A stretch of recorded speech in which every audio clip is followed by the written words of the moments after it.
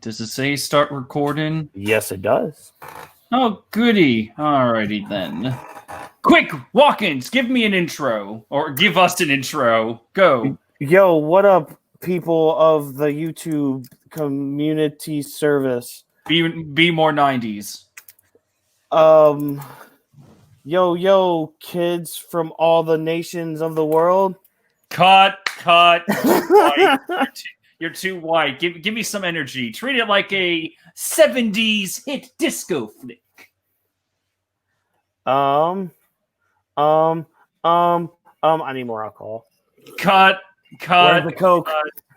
Cut. No, this isn't working. This isn't working. Here, quick. Apple, give me an intro. No. Quick, give me a normal YouTube intro. Give me a world champion Whawkins intro. Yo, what up, gamers? What up, Johnny YouTubes of all Too ages? white. Cut. What is up? What is good? The king. Yo.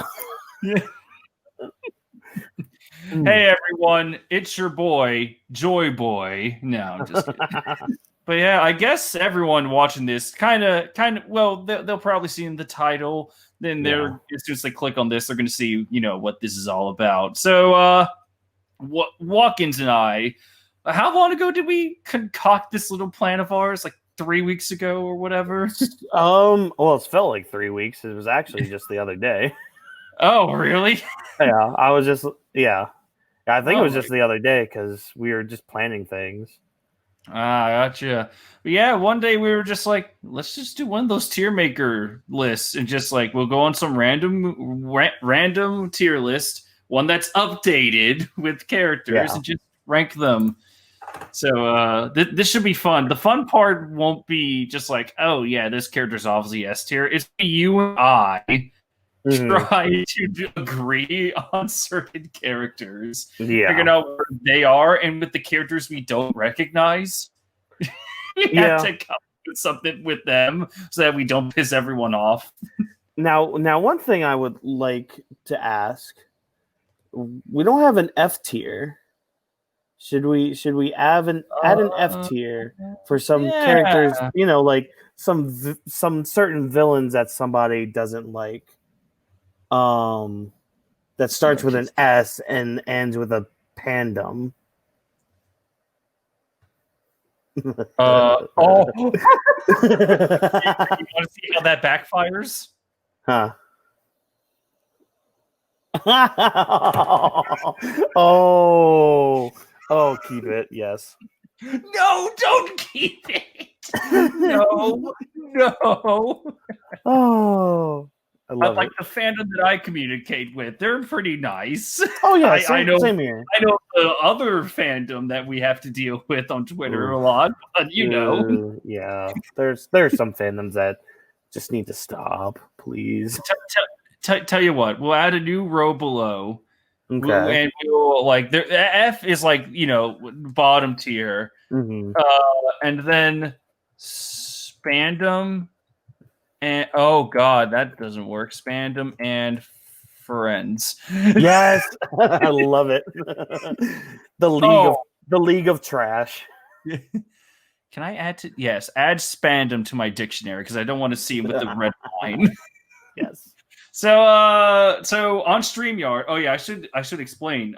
So I got a copyright strike for a chapter reaction. So we got 4 hours to pretty much go through all of this. I have faith in our ability. Yeah, I mean, again, some of them be easy. Yeah, because I quickly glanced at some of the characters on here because I wanted to make sure some key Wano people were in here, and there are some Marines in here that I just don't remember, and some other characters that I don't remember. They also have movie characters in here. I saw. Oh, interesting. Movie characters. Okay. How would you? How should we make a row that just says characters we don't remember? Nobody remembers. Yeah, nobody's. I'm going off of Kingdom Hearts logic. I like that. All right, yeah. So, is this fine? Oh, wait, D and yeah, we're going off of the American school system. There's no Oh E yeah, yeah. ranking. No, We're we not British. We're not British over here. yeah.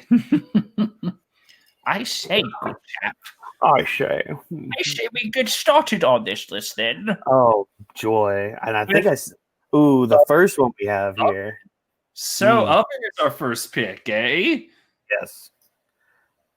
Fuck, and I thought this would be easy. Oh, you Uh, thought wrong, sir. Here's the thing. I like many of the whole cake characters could honestly fall under the same tier because unfortunately one of the shortcomings of the arc is that you get to see all these characters and they do get to do like a handful of achievements, but that's really it. You don't really see that much character. Oven stands out a little more than the others because he has a slightly more prominent role, but that's just the thing. It's slightly more Right. prominent. Fuck. Like, I think we can agree S tier is reserved for people like Whitebeard, I guess. Oh, totally. Like absolutely. So, like, how should we quantify these? Like, C's average. We're basically going off like, yeah, average, I mean, not too special, not too bad. Yeah. I mean, Okay. Ovens, I would say is above average because he at least did something. I mean, granted, he didn't really kill Pound, but he at least the major strike against him. But I mean, it was cool when he burned the fishmen in the water, in seawater. You know, I mean, Devil Fruit. Yeah, Devil Fruit still working to that degree. Yeah, but I mean, insane. I would say I'd almost want to say he's a solid either B or C character. I'm kind of set on C because you know, like B characters are like a little above. Like if he actually killed Pound, he would probably be a B tier because like he did like a very significant action. Yeah.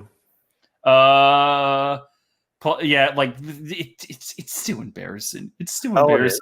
Like this man that like, yeah, we've all wanted you dead. I had my chance. I even had blood dripping off of my hot little spear. Yeah. I guess you can go. I guess you got away somehow. I guess by former dad and dad. What if we just made a new row failures? Well, we know most of the Whole Cake Island crew will be on there. Oh God! So I say he's a solid tier. Yeah, I'm a solid C. Solid C. I think that fits him best. You know, that's not amazing, not too bad. You know, there's definitely potential in the future, but also not the best. Yeah. Sorry. Not sorry. No, not no. We can agree. Here's the other thing, Trevor. Are we going to be ranking them within these tiers as well? I guess if we have enough time at the end, then yeah, I guess we can probably do that. We can probably do that as we go. Interesting. Okay, yeah. I like that approach. Okay. Okay. Oh God. So I don't remember this guy's name, but he's a Marine, right? Yeah, he's one of the I want to say he's one of the giant Marines, like the Vice Admirals. Masked Marine, One Piece. I think he's the one that Whitebeard like grabbed by the head. I want to say it's like Giant John or Giant Jack. Oh no, this is Bastille. I have the One Piece. Well, then I'm an idiot. Vice Admiral. He appeared in Dressrosa under the command of Fujitora.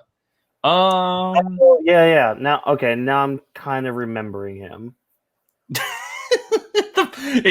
Literally his personality is 2 sentences long. Oh God. As a Marine, he likely holds a strong belief in justice. Whether he believes in moral justice or absolute justice, however, is not known as of yet.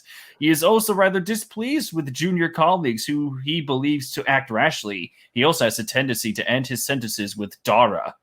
And that's it. Well, then that's perfect because I think he'll be a perfect fit for the D tier. Yeah, I'll give him this. I will give him this. He definitely has like a very unique appearance for Marine.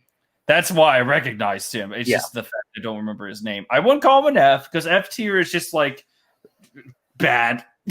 Yeah, well, we'll get to those people fairly soon. Wait, is this Black Maria next? Oh, that's Black Maria. Put her oh all my the way, god! put her Black all the way up at that S tier. Put her all the way up. I don't care that we've barely seen any of them do anything. Really prepared to go to war right now. I will go to war. S tier for Black Maria. Okay. Well, okay. So I guess we should also qualify. Like, we're to in order to like properly put these characters in their in our respective tier list. We're going off of the character, potential, actions, how they're written, right? Like, and design, I guess too. Oh yes, that too. That's why Bastille made it to D tier, not anywhere lower. Yeah. So at least Black Maria S tier.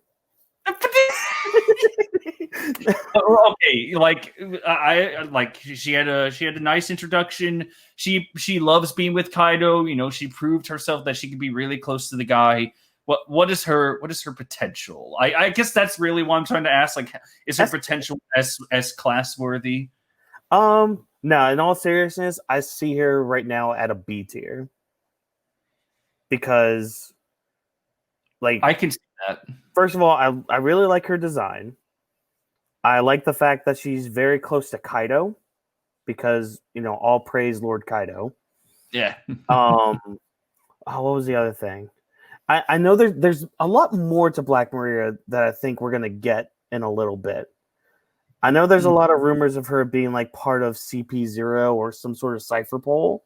I doubt that too, but I think there's something there that's mysterious enough to make me intrigued.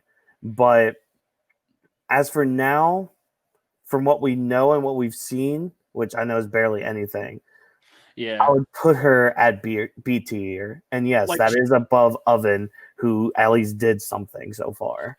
Yeah, but at least Black Maria has that potential to do something very interesting. Like, she is a Toby Ropo, for God's sake. Exactly. And, like, here's the difference between the Toby Ropo and the Big Mom Pirates is that I can at least probably guarantee that they're going to do a lot more in this arc than the Big Mom Pirates ever did in their own arc. Only because, again, they didn't have that much time to shine. It was really just left up to, like, Oven with Pound and Katakuri with Luffy and Big Mom on the chase with Perospero, while everyone else just kind of took a backside. Hell, Oven, again, got pushed to, like, a B plot.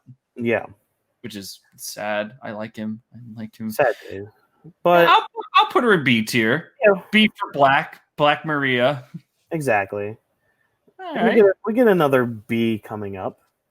Yeah. Well, I was like, very quick to assume, but it's Bobbin.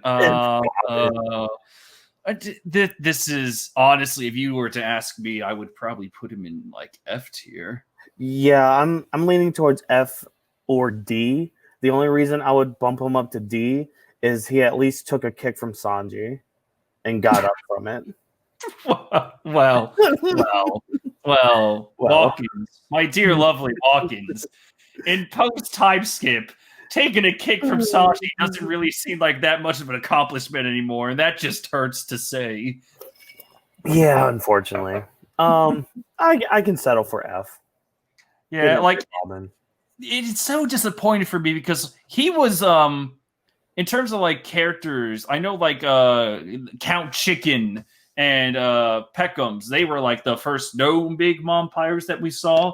Then you got Bobbin. Like, he was the first line of contact that was with Big Mom when we first saw her. And it's like, whoa, who's this guy? And everyone was like, oh my God, he's like the secret right-hand man. He's going to be very intimidating, very powerful. And then when Whole Cake Island came around, it's like, oh, look, there's Bobbin. That, like, we're going to see what he can do. It's time for that. He showed up for a reason. Oda put him in the story for a very good reason. We know that's true, right? Right? Right? The expectations were absurdly high. It's like, it was kind of perfect, too. It's like, oh, man, if this is, like, supposedly one of Big Mom's, like, top right-hand men or whatever, like, in secret, like, if he was, like, a secret sweet general or whatever, like, again, the expectations were through the roof. But it was set up perfectly. Like, it's Sanji's biggest challenge to betray the Big Mom Piratemen going up against Bobbin, who, against expectations, was like really powerful. Then we got something really good going on. But no, Bobbin's like, hey, why are you out of your room? just knocked out. Yep. Well, not really knocked out. Just like, oh, good God. Just punked out, yeah. Also, I just realized something, but I won't point it out until we get to it. I realized a picture that they use, but thank you for thank you. Yeah. I like how it's like, oh my God, Trevor, wait for it. Just keep waiting for it. Just keep waiting. Then God damn it, I'm willing to wait for it. Man. Oh, it's this guy. Yeah. This is like I was talking to Big News Morgans, right?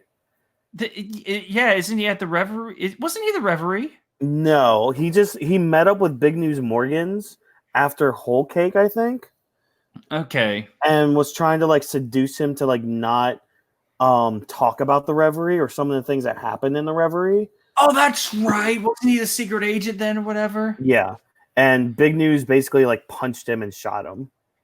Yeah, that's right. Okay. I guess we could put him in nobody's tier. I was actually gonna say he's a nobody. Yeah, not really worth mentioning. Oda drew him and just to be like, hey, he's a character. He's gonna be like, yeah, plot device. Yep. A Monday.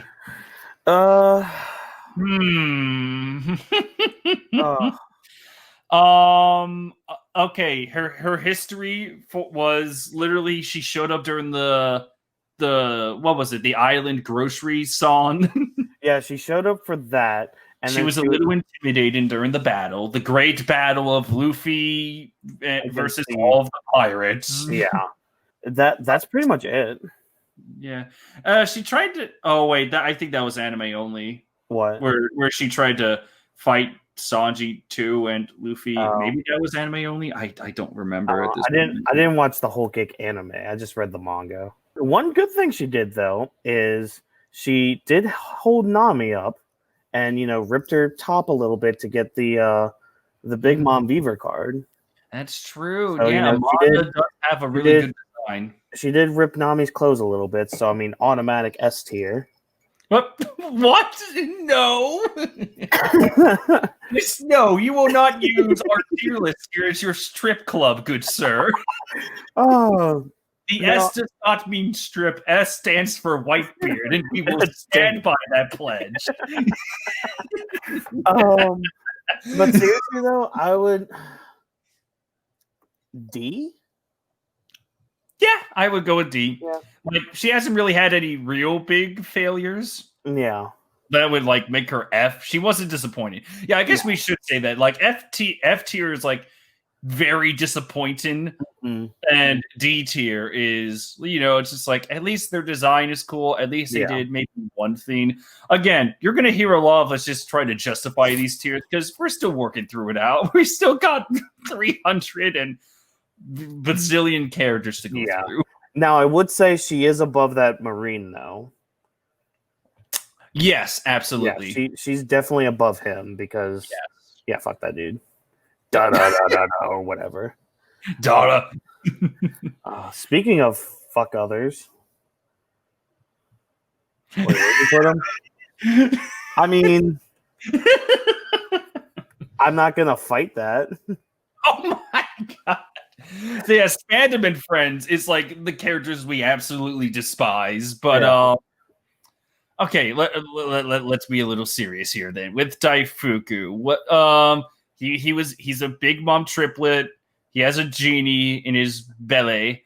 That he was able to overpower Sanji quite easily. Anime. I don't remember if he actually fought Sanji in the manga. Yes, he did. Yeah. One blow with the same result. Knocked Sanji down on his ass. Daifuku also tried to fight Carrot, I believe. Yeah, he was on like one of the ships when she turned Sulong, I think. Yeah, and at the wedding, he didn't do much aside from Yeah. Oh, yeah. He's kind of a dick. He called Yeah. Puddin a failure. Tried to kill her, I believe, too. Oh yeah. I uh, think you're right with that. yeah, that's not cool. That should just be left to Katakuri No, for no that's reason and Puddin. Big Mom. That's Puddin. Yeah. I would be comfortable with putting him in F. Yeah. I was literally just gonna say F. Like he tries to kill Puddin, but at the same time, he should have gone for Sanji. I Yeah. know, like at the time, you could argue it's like, oh, he's going for a 2-for-1. He aimed for Puddin first, if Yep. my memory is correct. Now here's the big important question. Oh, who's worse? Yeah. uh, Who's better? Who's you the know, least worst? fucking damn it, this is actually really hard. I know. Daifuku and Bobbin. You know what? I would argue Daifuku is worse because he had more screen time, but he didn't do that much with it. Which it is kind of like on Oda, but again, in the One Piece world and how he's written, he really didn't get to do all that much, even despite having like more screen time. Yep. And also my thing, I don't like his design. His devil fruit could have been interesting if he himself turned into a genie. Instead, he just rubs his belly and a genie comes out. To be fair, could you imagine how broken someone would be if you turned into a genie? It's like a Logia. It's like it's really Robin Williams genie like. Yeah. Well, I mean, think about it. We have somebody who can turn into a Buddha. Well, yeah, that's true. So, I mean, what's beyond the realms of just being a genie? If we had someone turn into a genie, like legit, if Daifuku turned into a genie, it would probably be like that chest plate. Like, it's like a stand. He can only stand. He has like all phenomenous cosmic power, but his like range is like 5 to 10 meters. Yeah. I would say Trevor, worse. So, Trevor, who do you think the next picture is?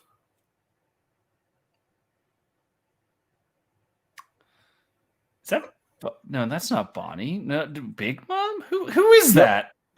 They used the young Big Mom picture. They used the young Big Mom. Okay. I'm pretty sure that's the young Big Mom because I haven't seen Big Mom yet. And if it ends up not being Big Mom, we can move this to the nobodies. But true. I am 99.99999% sure that they used the hot Big Mom picture. I hope you can appreciate where I put her. I mean, I would. This is Rock Pirate era Big Mom. Oh, this is see. I imagine. Yeah. Well, I mean, shit. If this, well, I guess we'll find out later. You know what? We'll play it straight. I will put her in B because, like, Rock's Pirates, big accomplishment. But we don't know anything else about it yet. So yeah, like if you're a member of Rock's Pirates, that's really like a tier boost right there. Yeah. Okay, so I'm just a quick little thing. I'm looking at the pictures again, and I do not see Big Mom. Therefore, I think that is Big Mom.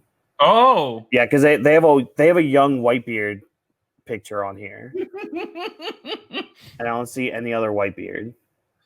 Okay. So yeah, they're using the young pictures for some of these. Okay then. A. All right. Well, we'll go along with it. Okay, so let's assume that she is Big Mom, like as a whole. I would say A, to be honest. Tier. Yeah. Like, man, very interesting flashback, very dark past, I should say. Like, she ate the children, she ate her mother figure, became a fucking Yonko. Like, her journey to Yonko is fascinating. Yes. On many fronts. However, even after Whole Cake Island, like, even though like she is built to be like this invincible monster, it's like she keeps failing at the expense. Like, oh no, she got knocked off her ship. Now she has memory loss. Now she's an ally. Then she fought the queen, and then she rampaged like a child, and then she got hit by a motorcycle, and that's it's like Roger's face said it best. It's like, yeah, she's getting less intimidating, and I completely agree with him on that front. I take it you watched that video he did, or was it a video? Oh no, it was his tweet. I saw a tweet. Yeah, that's what it was. Yeah, and I agree with him. Like, honestly, if it wasn't for her backstory and her design, and I mean, honestly, her intro in the anime is probably one of the best intros I've ever seen. Mm-hmm. Her powers. I'm getting more ice for my drink. Oh, no worries. So, like, I'm sure you saw the clip of that intro she had. Yeah. With the song, like, I'm sorry, as badass as Kaido's entrance was in the story. Whoa, there. I'm sorry, dude. Your entrance. I loved Big Mom's entrance because it's just that dark. It's because I love shit that's cutesy, but there's a dark tone to it. Like, I eat that shit up so much. And the fact that we got like a Disney, like a old school Disney like song and setting, and then it's just talking about like a wedding from hell. Oh, I'm gonna eat your blood and shit. And then Big Mom ending the song like, oh, I'm waiting for you, Straw Hat. You're just like, oh, fucking get in there. Yeah, moo. Yeah. Wow. Like, just that, just like, it sends goosebumps down your spine. Mm-hmm. And then you get to the rest of the arc. And again, her backstory, great, awesome. But everything else, when you put it in there, that's what bumps her down to A. Like, she would honestly be an S tier character. If she, like, you know, if she had that Kaido edge, if that makes any sense. Yes. Like if she had more accomplishments in the age we have now, not just her relying on the past achievements of her character. Like, and just like what you were saying, I agree with Roger's base when he said that her threat doesn't feel like anything anymore. Yeah. She just seems like any other character now. I said it last time on the stream, which, well, there's no use in saying, hey, check that out. But basically I said, like, remember the theory where the motorcycle that hit her caused her to get amnesia? And I was like, oh, that might happen now because she got hit in the head pretty hard. And I said, unironically, if she actually got amnesia from a motorcycle, then I would just be like, she's not worthy of Yonko tier anymore. She does not deserve to have that title. It's like, that would just be embarrassing on every level of like years of her character and just in writing and like the established lore. It'd just be so embarrassing. Yeah. Honestly, just take her Yonko card and give it to Luffy at that point. Yeah. It's like, well, she did, like, we're putting her on A tier. She did a lot of things right. She did, yes. Like again, her backstory, her intro, her design, her devil fruit, how she controls her whole land by pretty much taking life out of you. Yeah. Like that's insane and it's sick. And again, her backstory of her literally eating her family and then being like, oh, where did everybody go? Mm-hmm. You ate them and you got a devil fruit that like you can control souls and make new friends and all that out of your soul. That's awesome. I like that. You're if everything else didn't hold her back, she would be S tier. Right. By the way, I am noticing that my light, even though it's like, well, the light works, it's just dark. I'm gonna get a lamp. Yeah, go ahead. Lamp downstairs. So I hope you can entertain everyone while I'm gone. Quick, I will. Share the story about how Luffy is F tier. All right, good luck. Oh. Well, Luffy is F tier because he has 2 F's in his name. Therefore, he is F tier because we're going by, spelling. So technically, Big Mom should be, B tier. And then, Black Maria she really should be S tier because when you move some of the letters around, you can make an S. And plus, her tongue out, she might have an ancient snake devil fruit. So, she can have a snake model fruit. So therefore S tier. Amande, she should also be S tier because of the stuff she did to Nami. So, I mean, Trevor can hold me back all he wants. Sip on my drink. Goo. Let's see. Yeah, he's gonna. This list is fun. I saw some of the pictures, and we're gonna have a fun time. So I hope everyone is having a fun time. I'm not. Trevor is lying, and he loves having fun. We're having fun. We're having so much fun. In my life, not since the incident. Oh, yeah, we don't talk about that. Yeah. Fucking Canadians. The Canadians and the Brazilians did not have to do that. Canadian Empire went too far. You see, guy? Like, what? Oh, the South Park Canadians. Oh, okay. Say, all guy? Right. I'm not your buddy, guy. Because there's a lamp. I'm not going to put it in the camera, but let's just say this is a bright lamp. Yeah. Don't worry. I turned my light off because I'm just like, I'm going to use my computer screen because I don't want to be blinded. Yeah. All right. Big Mom, we just finished her up. Now, who is this on the top left? One of Ivankov's citizens on her island, I assume? I don't know. I almost want to say it's a fishman or it's one of Big Mom's daughters. Okay. I don't recognize her. Nobody's. Yeah, nobody. Kind of easy. Yeah. Oh, the bull guy. Derringer. Okay, please correct me, boy or girl, because I know it has heels. I think it was a boy. That's By the way, it's a half fishman. So I kept thinking that it was like he was a girl. I just kept thinking that. No, I'm pretty sure it's a boy. How does Dellinger hook? Like, didn't he lose to Cavendish? Yes, Cavendish. Yeah. Well, Hakuba. Well, yes, Hakuba. Yeah. But yeah, just one slice. That was it. Showed off his power, but it was really nothing that special. It was kind of like we need to have a character fight Cavendish.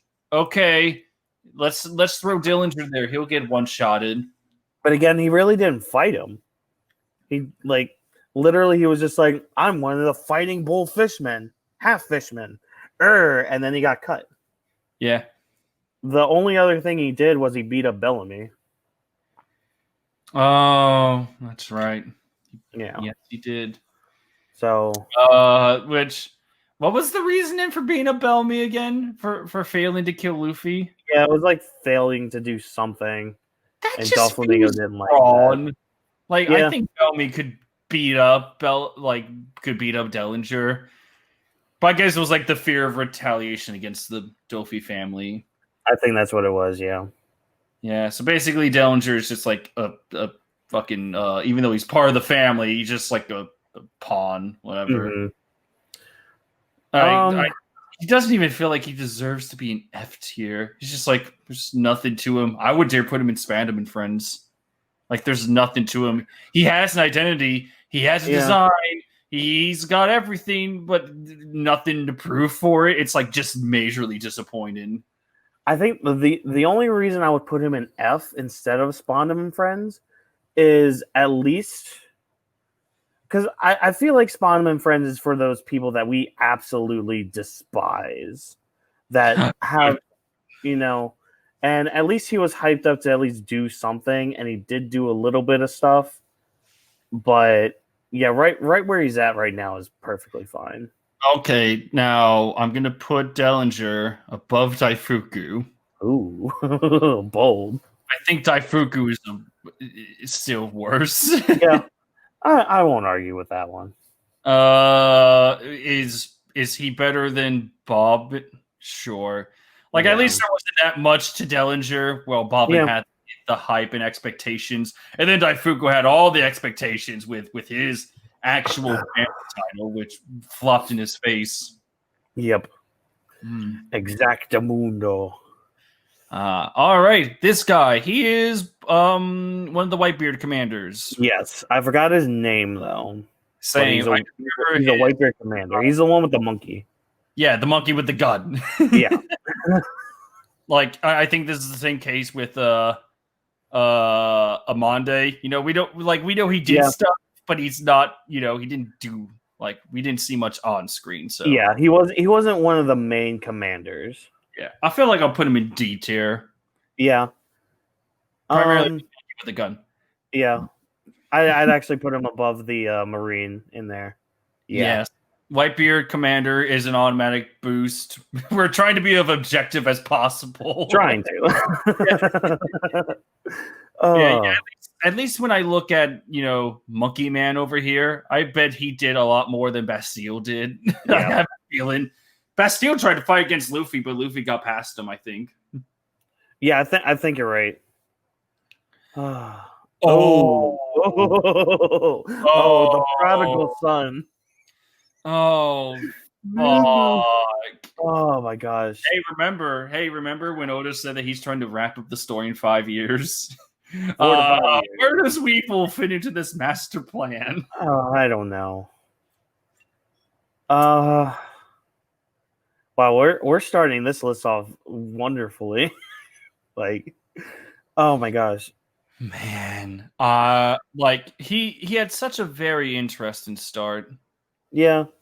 You know what sucks about him is that so when Weevil unironically actually helped me get through like a tough time during my life, because when I was still making like text theory videos, I know everyone that watched me in the past. Those text videos are kind of bad. Well, not even kind of. They're pretty bad. The proudest one is my Snoke theory about he was Darth Plagueis. You know, that wonderful Star Wars theory that had a lot of air and then just went flushed down the toilet. But when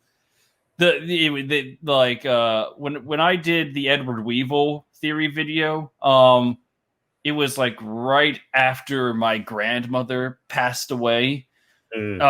So it was like in a time where it's just like I was in a state where I really didn't want to do much of anything. I was in that stage of grief. But I think Marco OPT said something encouraging to me, and I was like, yeah, you know what, I'm gonna try something. And then I made I made my Weevil theory video, like, is he the son? What about the mother? That kind of stuff. Yeah. So I have a connection to that, but that's like subjective. I just wanted to share that story. No, I mean that's part of that does come into like ranking characters and all that shit. Mm-hmm. But so honestly, I would put Weevil at C tier. Really? Mm-hmm. The reason being is I like the concept. I like the concept of Weevil. Potential bastard son. Yeah. And we'll get to his mother later because she's way farther down than him. And again, we haven't seen much of Weevil, but for the sheer just impact, yeah, I would put him in C tier. Yeah, he is one of the warlords. I guess it's a little too harsh if I put him down with the Monday and Monkey Man and Steel.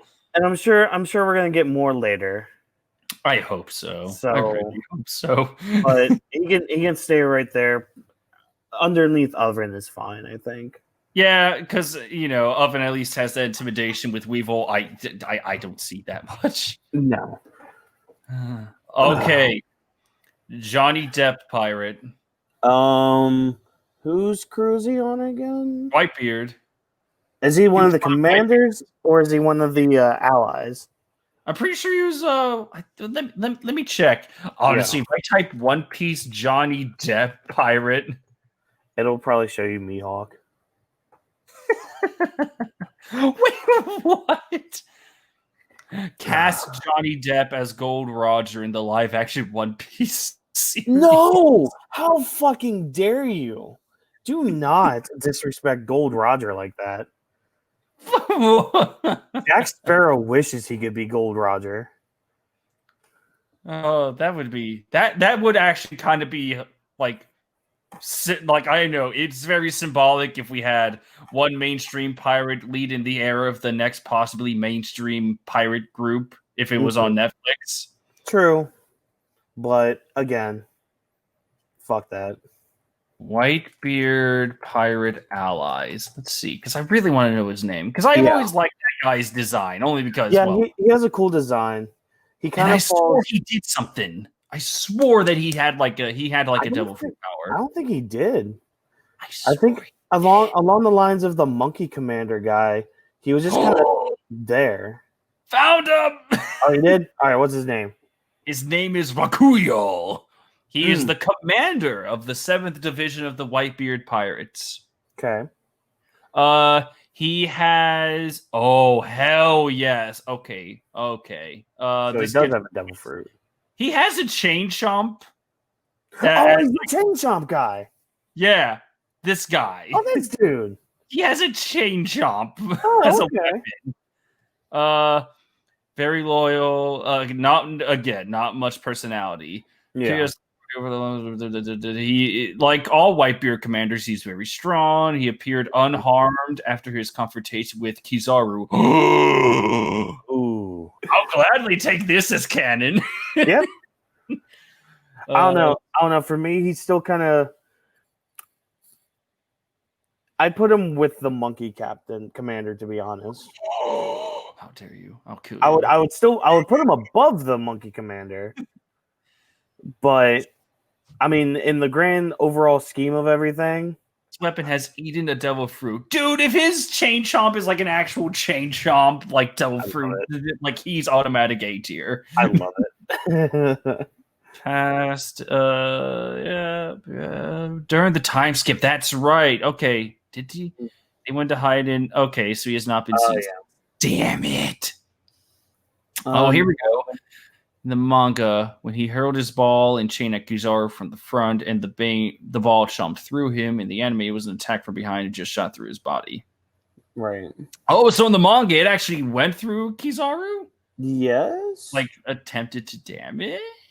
That's what I feel like that's what's being implied. I think so too, yeah. Okay.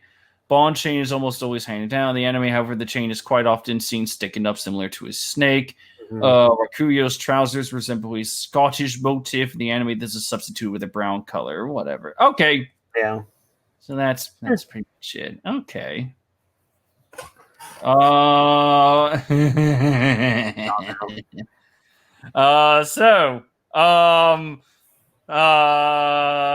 There we go. Justice is served. What? No, if I can't have Black Maria and S, get that chain chomp lover out of S. There. Okay, I agree. Right. We didn't see that much of him. Yeah. But honestly, you know what? Yeah, that's fine. Yeah. That's fair. Well, Whawkins, he has a chain chomp. I know. Oh, look. Rokuju. I can never pronounce. It's Fuku Rokuju. Yeah. The leader of the Oni Wabanchu. I would honestly put him in D. I know he's the leader of the Oni Waban group, but it's like like I haven't really seen him do anything with that title. Right. I'm checking to see if the others aren't on this list, then I'll agree with you. I'm gonna check this One Piece wiki. Yeah. Okay. I'm not seeing any of the other Oni Waban on here, so I might end up agreeing with you. The major thing I'm seeing is that he is a skilled master ninjutsu. He is stated to be Raizo's greatest rival, and he has a sword from 20 years ago, and that's pretty much it. Yeah. Oh, then apparently he has like this. He's named after one of the 7 lucky gods in Japanese mythology. Yeah. He bears a similar appearance to the god, even though he has sunglasses and that elongated head. All right, I don't see much. Yeah, I'm not seeing any more of the group on here. So for now, we can put him in D, I think. Yeah, That's fine. I do not see that much. Yeah. Man, I would honestly, if he was actually like loyal to Orochi, Yeah. like I would actually like bump him up because it would take balls to like stay that loyal. I would give credit where credit's due, but I would put him in D tier. Yeah. No, Uh, the fact he went, I mean, you don't blame him. I don't blame him. I mean, it's yeah, Kaido, but yeah. Yeah, it's like, D. man, I wish you had something. I would I would put him probably second in D though, because there is still story potential with him. Oh, gotcha. Yes, Yeah. yes. Thank you for correcting me on that. What? Look Who's who's next, my boy. Look who's S next. S S tier. Yeah, Garp guy. Absolutely. doesn't Garp need to be S. said. He's Yeah. probably one of the best written characters in the story. Should No we cap. like we like people always bring like, man, Garp is a failure for like not doing anything when Ace says die. That's the point. That's the point of his character. Yeah, like he is quite like if you want me to make like a modern analogy, he is quite literally Aaron Burr from the Hamilton musical. He's a guy that waits. He doesn't want to choose a side because he's only known the one side his entire life. Yeah. It's like it's tragic. And plus we'll find out more, like it's gonna get more tragic when we get the dragon backstory.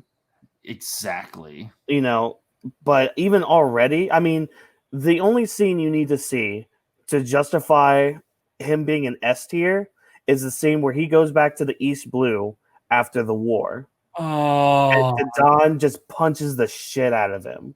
and he says it's okay. Yeah, I deserve it. I regret everything. Yeah, it would have been one thing. It's just like he was a criminal. He deserved it. It's a good thing I stood beside. Like, no, I'm glad they said like I regret everything.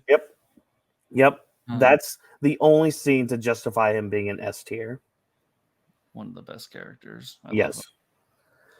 The gifters are next. Put them in nobodies.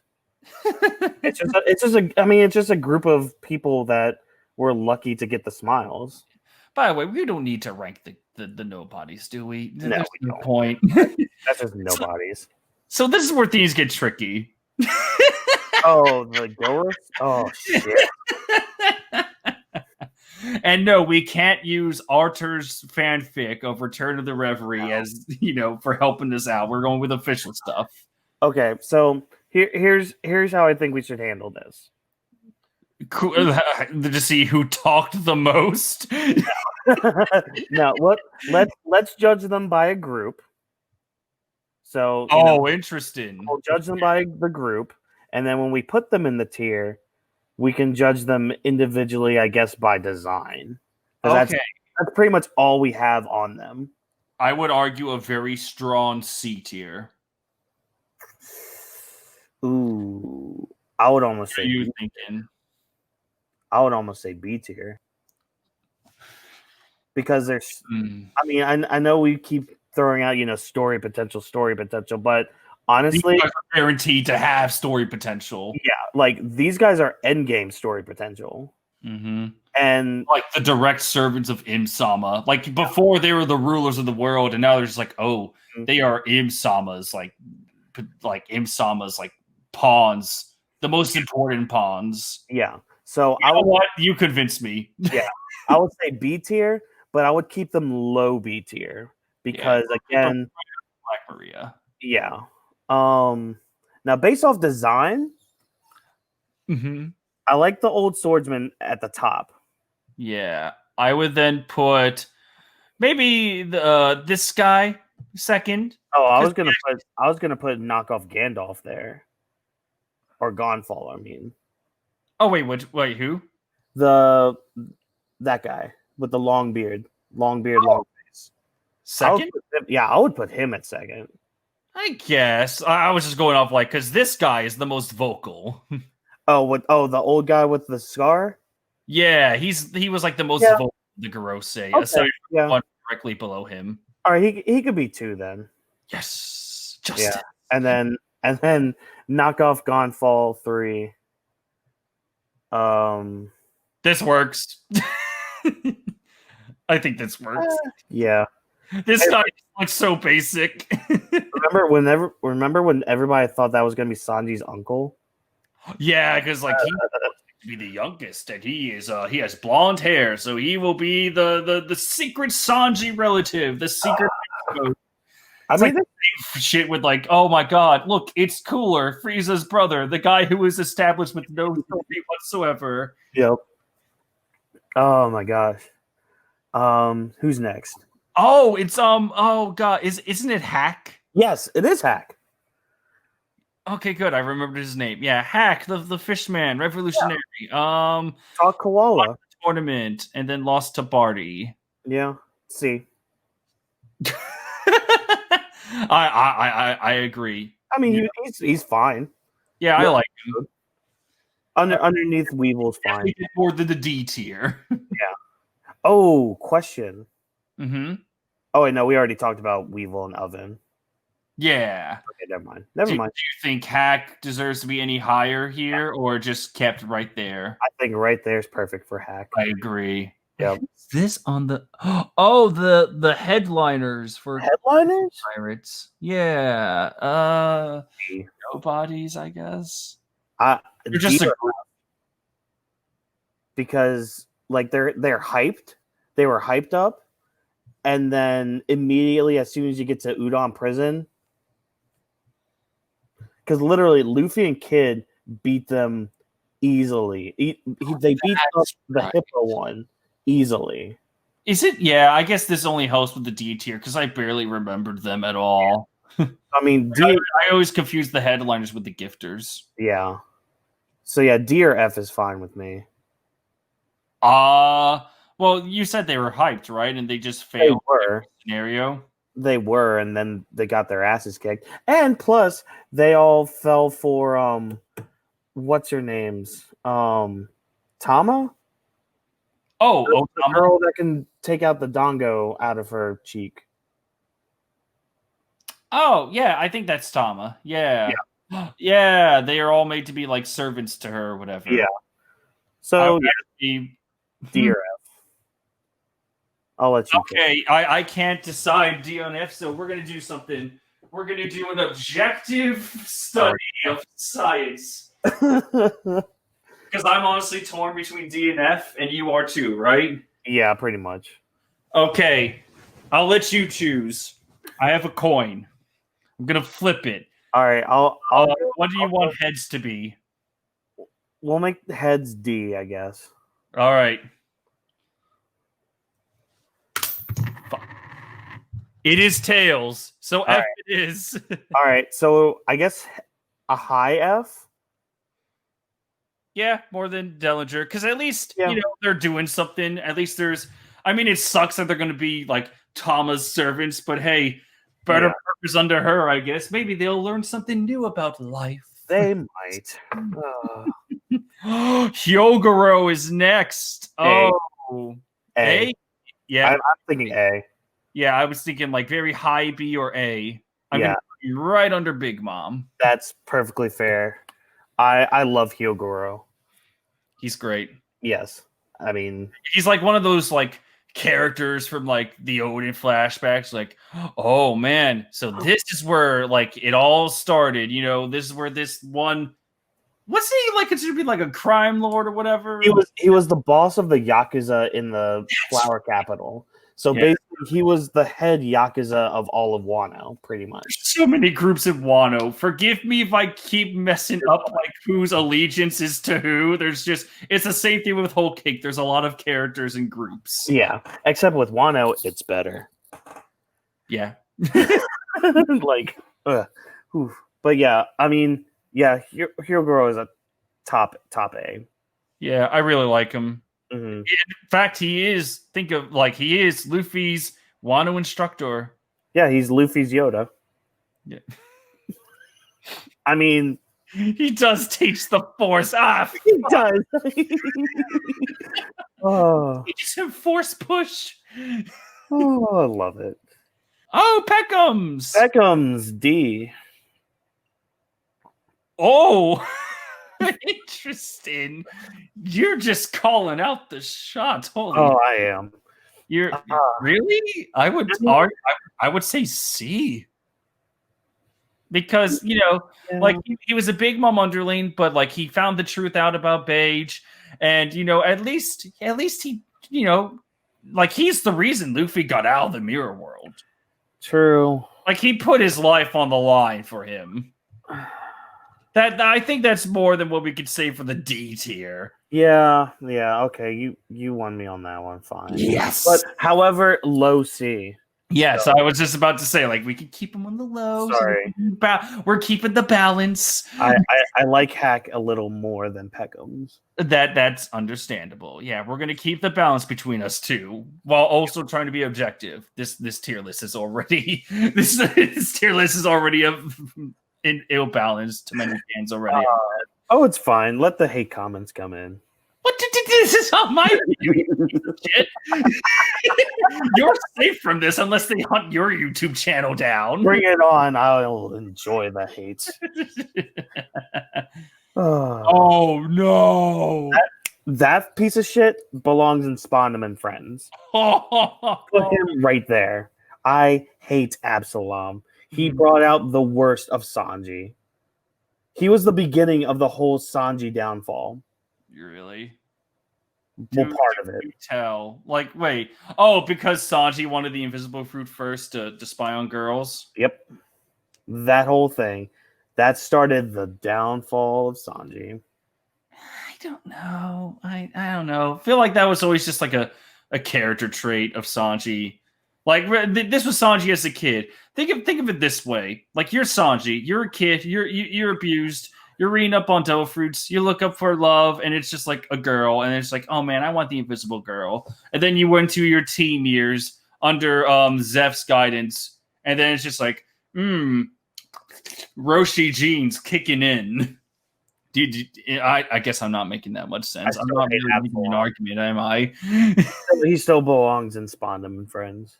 All right, yeah. This is really kind of a case against Sanji, not exactly.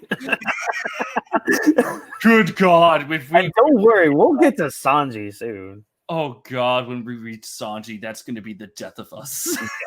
Oh. Oh, okay. S tier. What? No. No, seriously though, I'd honestly put her in B tier. Yeah, at least like she was very annoying. Like if we only went off of like pre-time skip, I would dare put her in like D or F tier because I really found her to be annoying. And at least, like the way she was beaten is brilliant because it's Usopp. But there really wasn't nothing else to her character. And then we have like that little cute little flashback between Mihawk and her. It's cool. Very very endearing shit. Yeah. But like not only that, like she has like that goth lolly look, which is actually kind of cool. Yeah. Her devil fruit is amazing. I mean, she could, dare I say, Trevor. If you say beat Kaido, I swear to God. Probably beat Kaido. What? I'm just saying. No, okay, let's at least subdue it. Shall we? Let's play this out. Okay, so she throws a ghost at Kaido. Kaido gets depressed, tries to kill himself, fails horribly, and then Kaido's just like, "Oh, that didn't work. I need to take out my anger or something because it didn't work." The end. I mean, well, see, that's the thing. She can defeat him without killing him. I didn't mean kill. I meant defeat. Kaido's been defeated before. But through depression, it's just like if he gets that depressed and tries to off himself, it's just going to keep failing until she's like realizing it's a hopeless battle. I'm just saying she could help with that battle on Onigashima. I don't see it. Comment section, you decide. Let us know who wins, her or. let me know by carrier pigeon. Perona or Kaido. I'm very torn between C or B. The more I think about it, I'm just like, is she B tier material or Like, is she really Gorosei material? I don't think so. I think honestly, top of C. Yeah, I would put her dead eye. Yeah, deserve. 'cause at least she helped Zoro get to Sabaody. Yes, that's true. That's So very true. she and helped them escape. So I mean, she at least did something more than the others in that C tier. So we might get controversial. Look who's next. Oh, I see who's next. Yeah. Where do your loyalties lie? Fucking interrogation, bro. I feel like the lamp. You're taking the lamp in my room and you're now holding it in my face like an episode of Law and Order. Where were you when Ace died? In my bedroom reading the Shonen Jump magazine with Justin, and then that chapter came out. Just like, oh, you were reading the magazine? Oh, I read scans. I only went off of the Shonen Jump magazines for quite a while. The time when I went off of like online releases was when with Dressrosa, I believe. Yeah. Yeah, I think it was around then. Yeah, and that inspired me to just make videos because like then I found the community. Yay. Okay. I would this is probably gonna get me killed. He belongs in Spandam and Friends. No, I'm kidding. I think he is a very like he's either the lowest of A or the highest of B for what we have so far. Like I love how he has like this deep resentment towards his dad. Like it's a little immature, but again, he had the immature theme because he was a bratty ass kid. And then he grew to actually have a real father in Whitebeard. His little arc with Whitebeard was fantastic. And then we get to see him fight Teach. Really great battle, and then Impo down. It's like, oh man, we're seeing more and more from Ace's character. This is great. And then came his death scene. Whawkins. Yes. Can we please agree that the death it's an expert. It's one of the few times where I would say like the event of his death, not the actions before. I'm talking the chapter with the magma fist and how he died. It's like this is what I mean by if you guys ever watched like a stream from me before, and it's like, well, gee, Trevor, you're not going to rank this a 10 out of 10 chapter. What is a 10 out of 10 chapter for you? That shit that changed the game of One Piece and like, really like defined itself as a shonen story. That shit. That's what I call 10 out of 10. Just like the revolutionary stuff. Like the game breaker, because everyone was saying that like, oh, shonen story, Ace is gonna live because story tropes. Oh, he's dead. Oh. And then Whitebeard dies shortly after. Oh. Yeah, that's not 10 out of 10. His final line, that chapter, that's 10 out of 10 stuff. Because he reignited the pirate era, but like Ace's death as a whole, 10 out of 10. However, I know people defend it because it's like, oh, he shared his trait with his daddy, his biological daddy, that led to his downfall. But it's just like that is an explanation, is not an excuse. Ace should have not dared to throw in against Akainu. The guy, like Ace should have known that fire does not beat magma, even with all the rage he's pouring in. It's fucking magma. Even with if you had used Taki, it didn't make that much of a difference. The natural imbalance was just there. It's Akainu, for God's sake.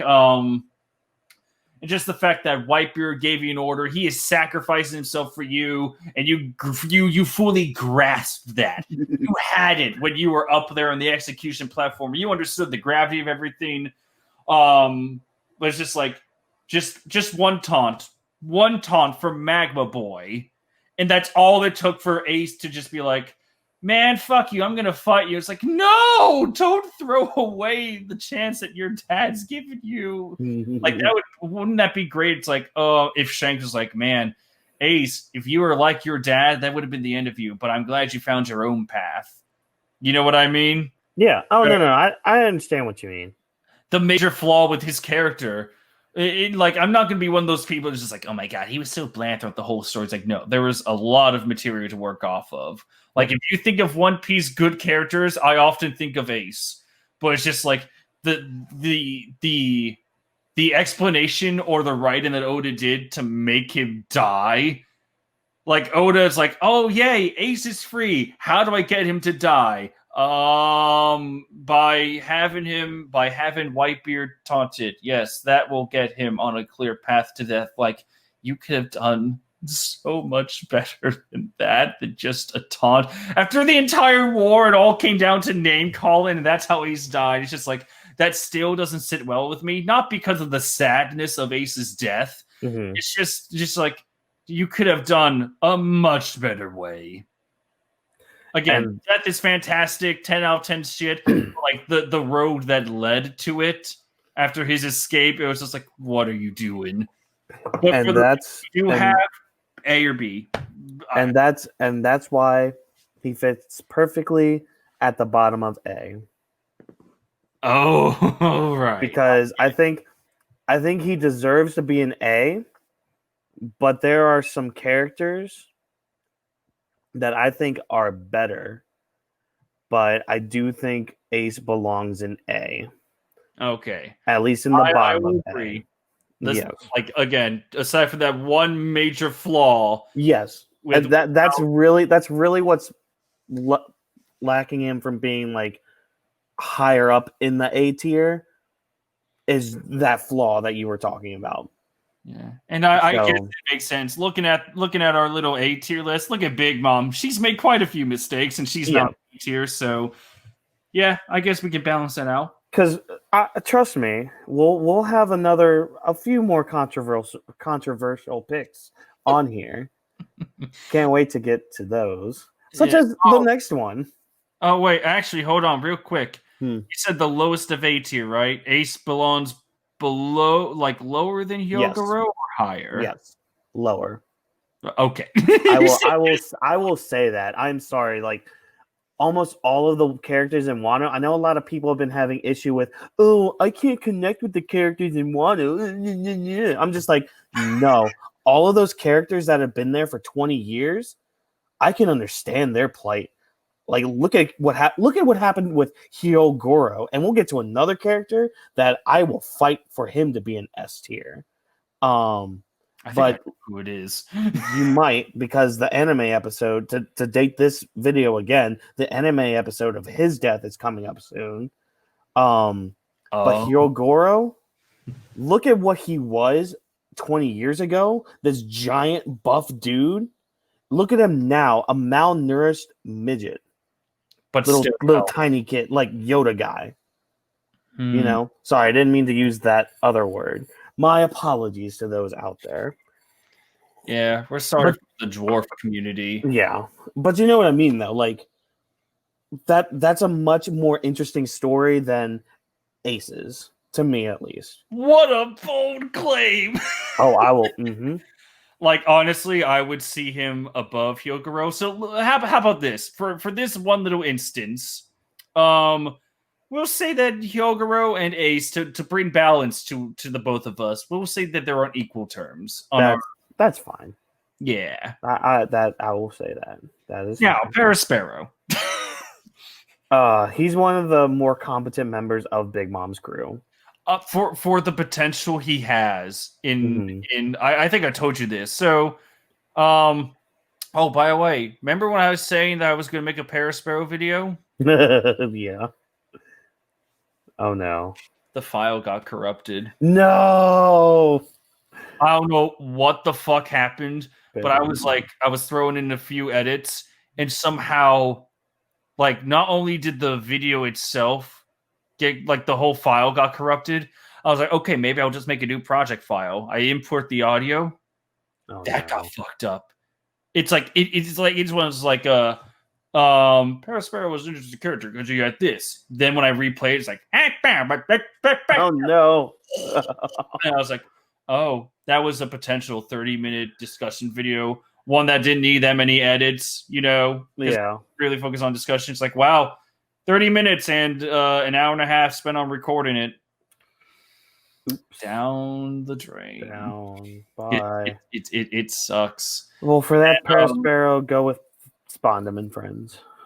But No, like no. the real tragedy of it was that, like, I have a feeling that well, I have like there's many factors you could take with how Parasparrow's character will go. Like if he helps Big Mom, or if he gets to the island. Basically, on Onigashima, everyone is an enemy to Parasparrow. Every single character there wants him dead, aside from potentially Big Mom. But let's say he gets to Big Mom, and Big Mom might have trouble with any of the Straw Hats with their combined force or whatever. And Parasparrow's like, "Oh, let me help you, Mama," and she's like, "Do you think I need your help, you little brat? Go get your family or go kill some other people." Yeah, that includes like fighting everyone else.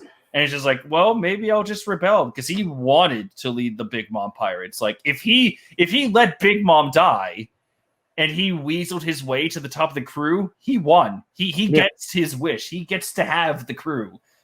It's like Onigashima was like this very, very interested set piece for him to like really flesh himself out, to really like take the initiative to be the next leader of the Big Mom pirates. I still have the to just spoil my own video, since it will never get out now. Basically, the ending I had was like, or the path I set him on was like, okay, he gets to Onigashima, he has a little banter with Marco, he wants to get to Big Mom because he might have recovered the Vivrit card he has on her still. Follows it. He notices that Kaido's minions are like, hey, Parasparrow's here. And he's like, no, fuck you. Starts killing random minions because he really doesn't like them. He wants to prove that the Big Mom pirates are superior. Maybe one of the Toby Roppa would show up. I say like X-Drake, Page 1, Sasaki. Yeah, Sasaki is tied up right now, but he deserves so much more. He'll be fine. He better be. Like he would fight off against the Flying Six. Whether he wins or loses, I would just say Page 1 win, X-Drake lose, Sasaki is tougher, but Parasparrow escapes. He gets to Big Mom again. Like she says, like, no, fuck you. I don't need your help. Go do something else. Go fight other people, which is literally everyone else. He doesn't really stand that much of a chance, especially after the Roppo duel. And then he's like, you know what? Fuck you. I'm gonna kill more of Kaido's pirates, which will only help Big Mom lose. And so like if Big Mom loses, if she actually dies or gets imprisoned and Parasparrow gets back to the ship, and he's like, oh, just know that they won, Big Mama's dead. And then Smoothie, the most loyal one, is just like, yeah, I know what you're really all about, brother. I know that you want to lead. That was your golden chance. Fuck you. Smoothie like could drain Parasparrow because he's in that much of a weakened state. Throws him off the ship in a drained state, lets him drown. And she's like, all right, well, I'm the only sweet general here that appears to have an untarnished record. I will be the captain. I will do this. End. I will lead the men and women. Yeah, like that would be how my video was going to end. It's like, yeah, the Smoothie would be the next logical choice for the leader.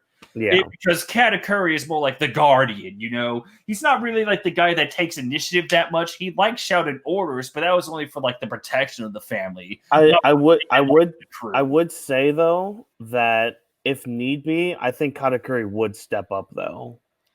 I guess. I think he would, you know. I think he's more like the guardian angel rather than like the very decisive leader like Smoothie has, like, you know, that she's proven herself to be during the whole rebellion, or not rebellion, the whole wedding fiasco. Yeah. She was the one that took charge right next to Parasparrow. Katakuri is just like, I guess I'll hunt the leader down. Right. It turns out he beat me somehow. Somehow.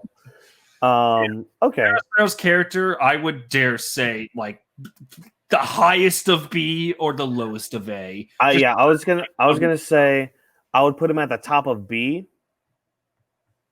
I agree. Yeah, like, and we'll see what happens after this. Like, if we ever have to do an update, we actually could. In 5 years, let's have a sequel. Oh yeah, 5 years when the series ends. Yeah, it'll be a 700 character list. Oh god, no! I doubt it. Maybe like 5,000. Oh my gosh. So before we continue, a couple things. Yeah. So I double checked this list. Turns out there are ages that they put on there. So that Big Mom that we have on there, Okay. that is Rock's Pirate Big Mom. Oh. And later on, we're gonna see present day Big Mom, and then we'll see little kid Big Mom. And they also have old Rayleigh and with Roger Rayleigh. Oh, so just prologue, really. Yeah, yeah. So So I guess Rock's Pirates Big Mom, either C or B. yeah. Um let's put her at B. Okay, I'll put her in the lowest of B. Yeah, because I mean, Like, member of Rock's Pirates, she's got to do something yeah, very interesting. Like the God Valley incident alone would probably exactly. be enough. So, and then when we get to Big Mom, I guess we'll put her back in A. Yeah, we'll put her back on the top of A. Yeah. What's Aladdin? Yeah, Aladdin, whatever. C. I know he has like a little relationship with Jinbei, but that was pretty much it, right? Yeah, it was that, and he was married to Big Mom's daughter. Yeah, he didn't really do that much. I would No. put him in G tier. You would? If we're He putting him helps in, out, but like there really isn't much to him. yeah, if we're putting him in D, I'd say high D. How about right above Fuku here? Okay, that's fine. Because at least like he helps Luffy. He helps like he's loyal to Jinbei. At Yeah. least he has more loyalty and honor than Fuku here. True. Oh, Who's next? Pika. Put him in Spondum. Oh! I hate Pika. Okay, can you explain? Because honestly, I would put him in either C. Do I need to explain? Listen to him talk.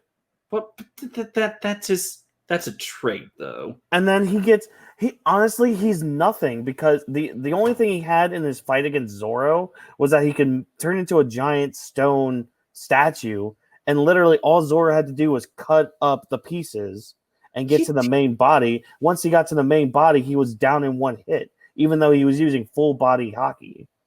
He did a lot more though. Like, I know he was kind of set up to be to prove that Zoro could cut through foes with hockey. We can agree on that. Like, he was used for that narrative substance.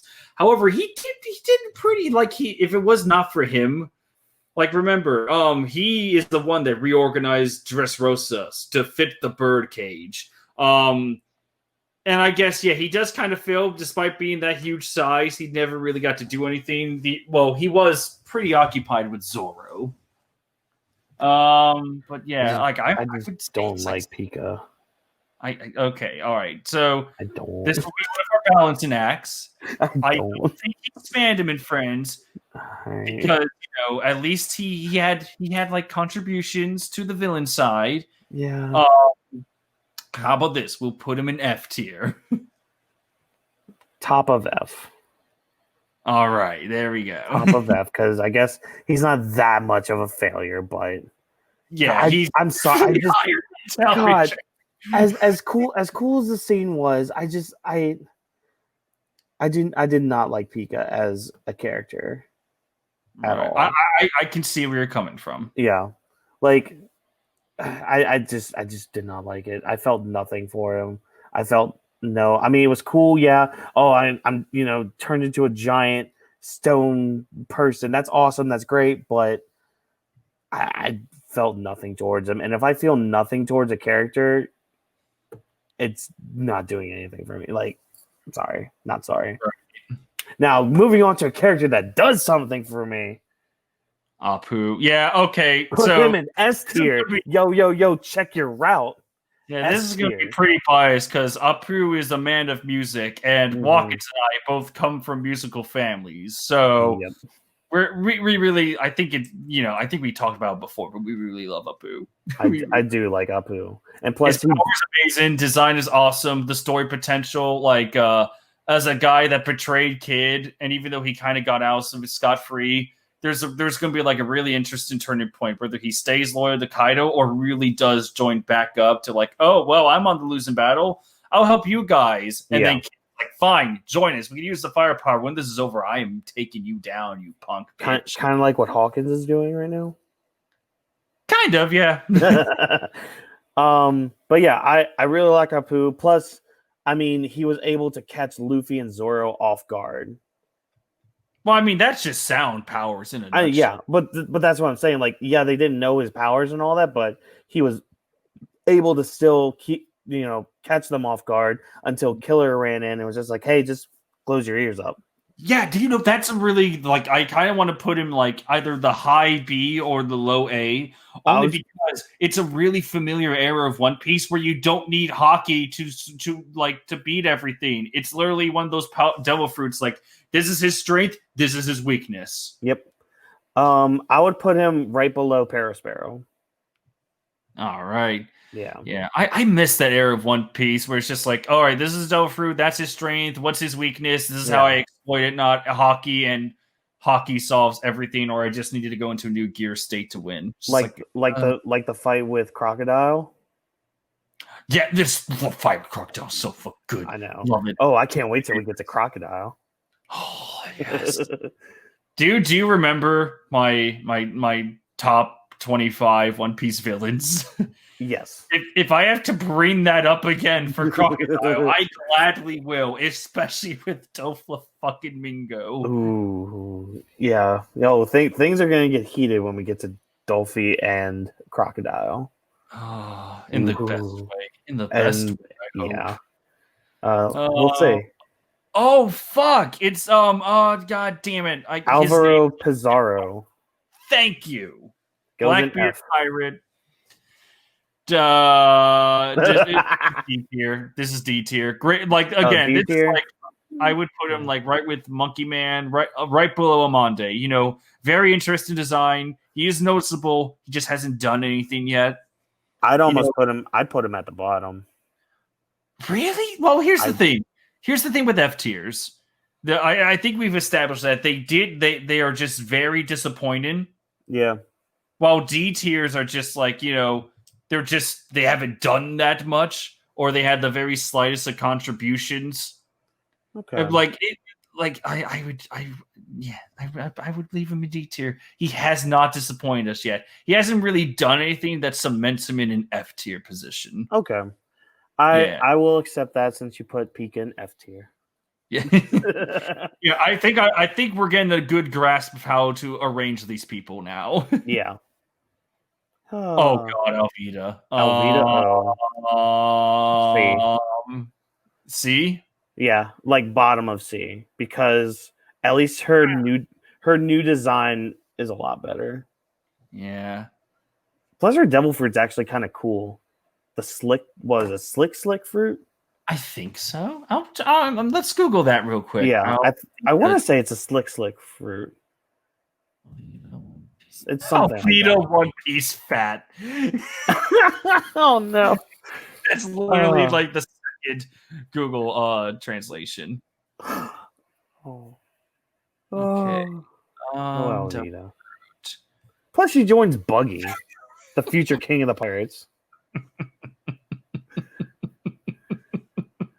Oh no. Okay. Allies, Buggy pirates. Enemies, Luffy. Devil fruit. Sube no Mi. That grants her the ability to harmlessly slide virtually any physical attacks off her skin. This also allows her to skate along level surfaces on her bare feet, though she apparently requires a ramp to build up momentum. Mm-hmm.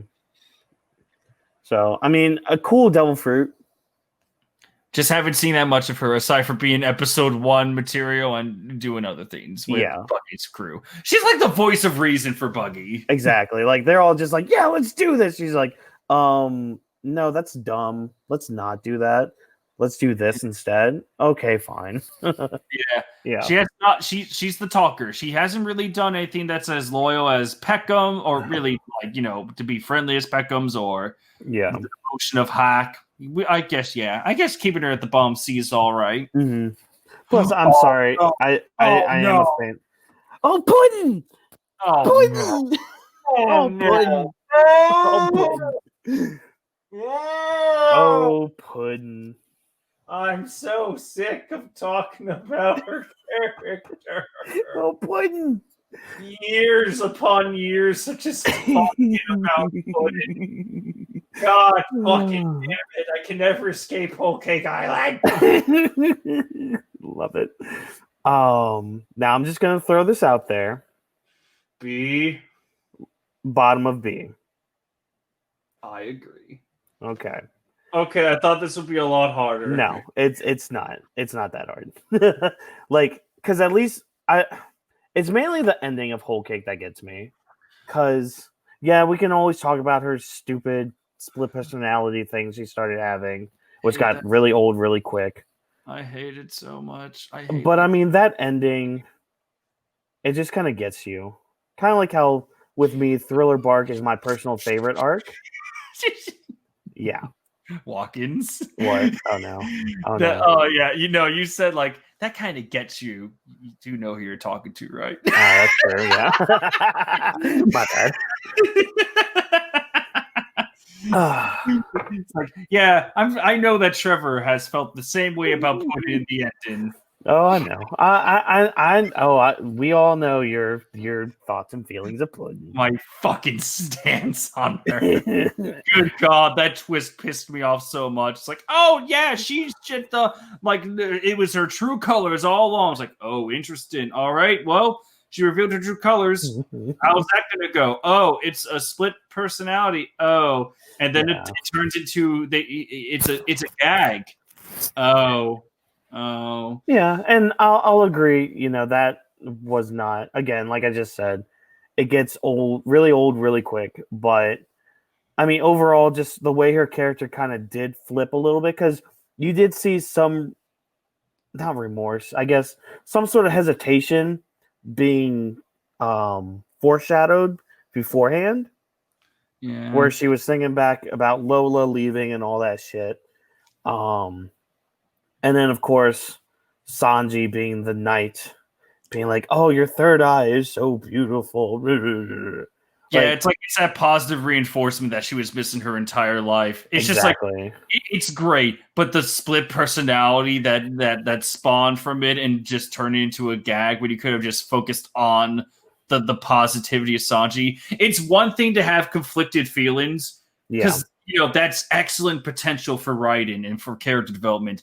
It's another thing to just take the very concept of conflicted feelings and turn into like, oh, I'm just going to make this a split personality. I'm going to play it for laughs. Yeah.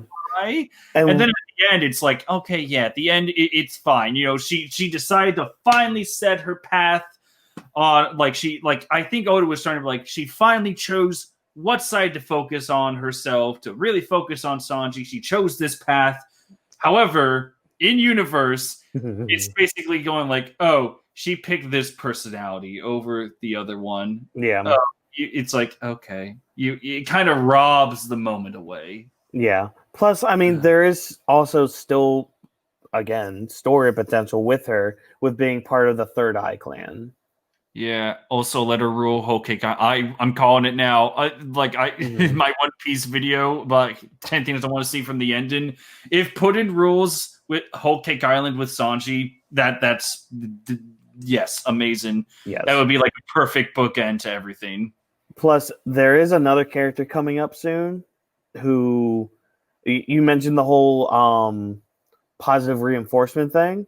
Yeah. So there's going to be another character soon that's actually part of their personality, and actually makes makes them a little better than Puddin in my eyes. Oh, interesting. Mm-hmm. Oh, we might be looking at two different characters then. Okay. Oh, Arlon. Oh, one of the best villains. Oh God. I'm very tempted for S. Wait, what happened? Oh yeah, that's right. We moved that. Yeah, we moved. Yeah, that was Roxfire's big mom. I'm very tempted for Arlon. I'm very tempted. Tell me why he belongs in S tier. Okay, so A, Nami. Yes. Okay.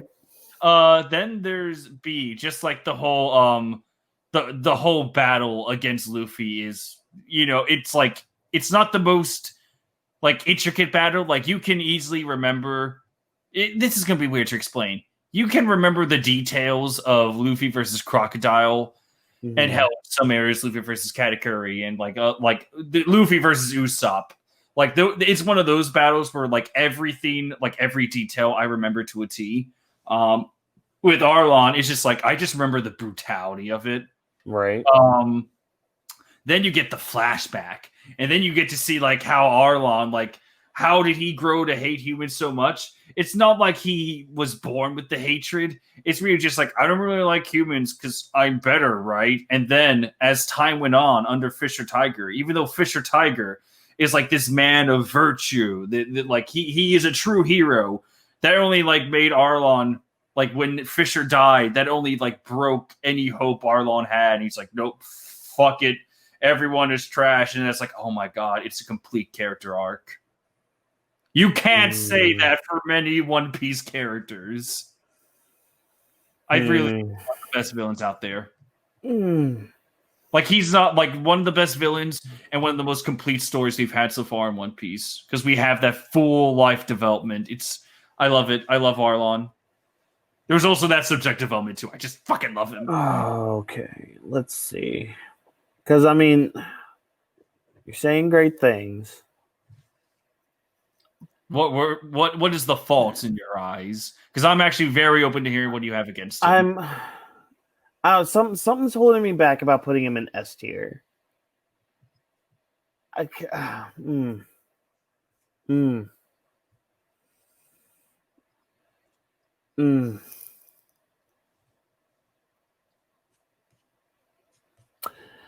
You know what? Fuck it. Put him in S tier. Yes! Don't worry, we'll put him under Garp. That's fine. I think I don't know what the reservation is. I think maybe because like he was such an early concept that you kind of wish you saw more from the New World, but we kind of got that with the whole Fisher Tiger story. Yeah, and that's the thing. I think you wish you saw more of him right now. Is that what you're trying to say? No, it's what is it? Because I can understand why Arlong became what he was because of the whole Fisher Tiger thing.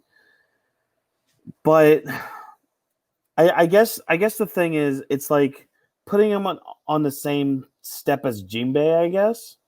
Because Jinbei was also there. And I mean, you could also say the same thing about Aladdin and some of the other fishermen that we see later. I don't know. They chose a like for the others. Jinbei and Arlon are like two extremes. Yeah. Jinbei took Fisher Tiger's message to the core, while Arlon took the death in the other extreme. Well, it's not only a more neutral party. It's like, yeah, we'll follow it. We're not going to do that much. Arlon did his own thing. I find that fascinating. Well, it's not that Jinbei took Fisher Tiger's thing to heart. He took that and the stuff with Otohime later on to form his own thing, to be like, okay, I'm still going to be somewhat neutral in all this, but I'm going to become a warlord so I can continue to hopefully make Otohime's dream a reality, being that bridge and all that. So I mean, that's what I'm taking that core message at heart. Yeah. So I don't know. I just don't know what it is. It's the whole Pika thing again, where it's just like, I don't like Pika, but I can't. There's just something. There's something in me holding me back with the whole S tier. Tell you what, then we will put him on the highest of A tier right now. Yeah. To have balance. Okay. I think no matter what right now, let's keep him at the top of A. Yes. And then maybe later on we can move him to S. Because I know there are plenty of other characters that belong in S. And I think that's the reservation is I know there's a lot other characters that I think belong in S, and I don't think Arlong belongs on that tier. I hear you. All right. I get that. Yeah, like I mean, the next character, for example. Oh, hello, Rayleigh. Rayleigh's S tier. Yeah. Like, Under Garp, Under though. Garp, yes, but Rayleigh, and when we get to younger Rayleigh, who will belong right next to that Rayleigh, Are you sure about that? I am positive on that. I don't know. I like the wiser, older Rayleigh a lot more than younger Rayleigh.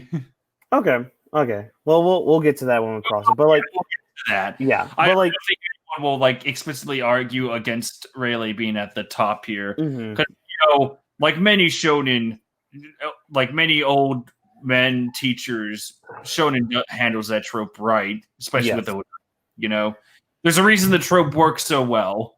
yes. But with Rayleigh now, and I guess this is my argument against Arlong. You look at so you look at what we know now with the story and other flashbacks that we've seen. That we'll get to that character too, who also belongs in S tier. We see, we know all that. And then when you go back and watch certain scenes, so like when we first see Rayleigh talking to the Straw Hats, him remembering Roger and like the last conversation that they had, it And he hits. cries over it. Yeah. Yes, it hits so much more when you know everything that's happened. And then when Luffy sets off, me and Miranda actually just watched this because we watched the Return to Sabaody arc the other day. Very nice. We watched the entire arc, which was great. But it got to the point where Rayleigh was just looking out at sea after Luffy left. And a flashback. It flashes back right where Roger met Rayleigh.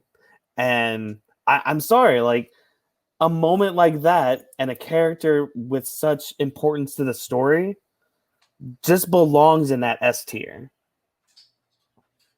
I agree. And I think I finally realized that's my reservation about putting Arlong at S. Not the same league. Yeah, it's not the same league. Yeah, I mean, because you even look at Garp in S tier, his overall arc in the whole story means a lot more than Arlong. Not saying that you were wrong with like Arlong's character and his story and his arc and all that, which you're not. I agree with all that, but to put him on the same pedestal as S tier with the others that we're gonna have on there, that I assume we're gonna have on there, he just doesn't match up. That's a very fair point to have. Yeah. By the way, remember when we said like, yeah, we can get through this in 4 hours? Oh yeah. There might be. What's funny is that there's probably going to be a part 2 for the two of us. Hell, OT Marks might come in later. Like, that's if true. he does come in here, he can help us out a little bit. Because the link is still up there in our group chat. But the cool thing is that this will make no sense for everyone, considering this will just be one big video when this is over. No, I mean we've been making some good progress, so that's good. Yeah. Just fucking StreamYard with its 4-hour limit. Oh yeah, recording session. We'll see about that. All right. Baby 5. She belongs above Pudding.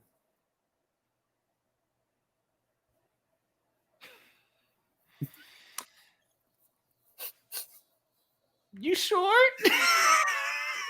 I mean, sure that? Again, it's one of those things where you look at the backstory and it's like it adds a lot more to the character and the reasons behind who they are.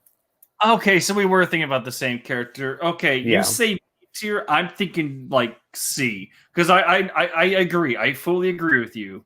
Considering her past history and all that. Mm-hmm. Like she her entire life as a criminal, then Sai came in and basically, one bit.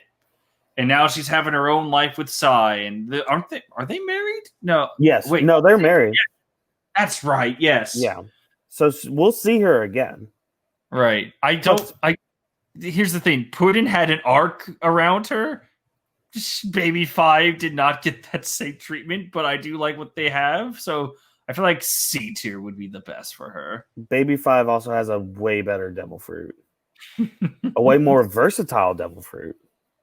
That's true. And I don't know if I can put her above Puddin. I don't know. She also has the positive reinforcement thing. That actually is written better for Baby 5 than Puddin. Because everything she does is just to make everybody happy. She's willing to kill herself to make somebody happy. During her fight with Don Sai, she was just like, "Oh, you want me to die? Okay, I'll do it because you love me. You're giving me positive reinforcement, so I'll do everything for you." All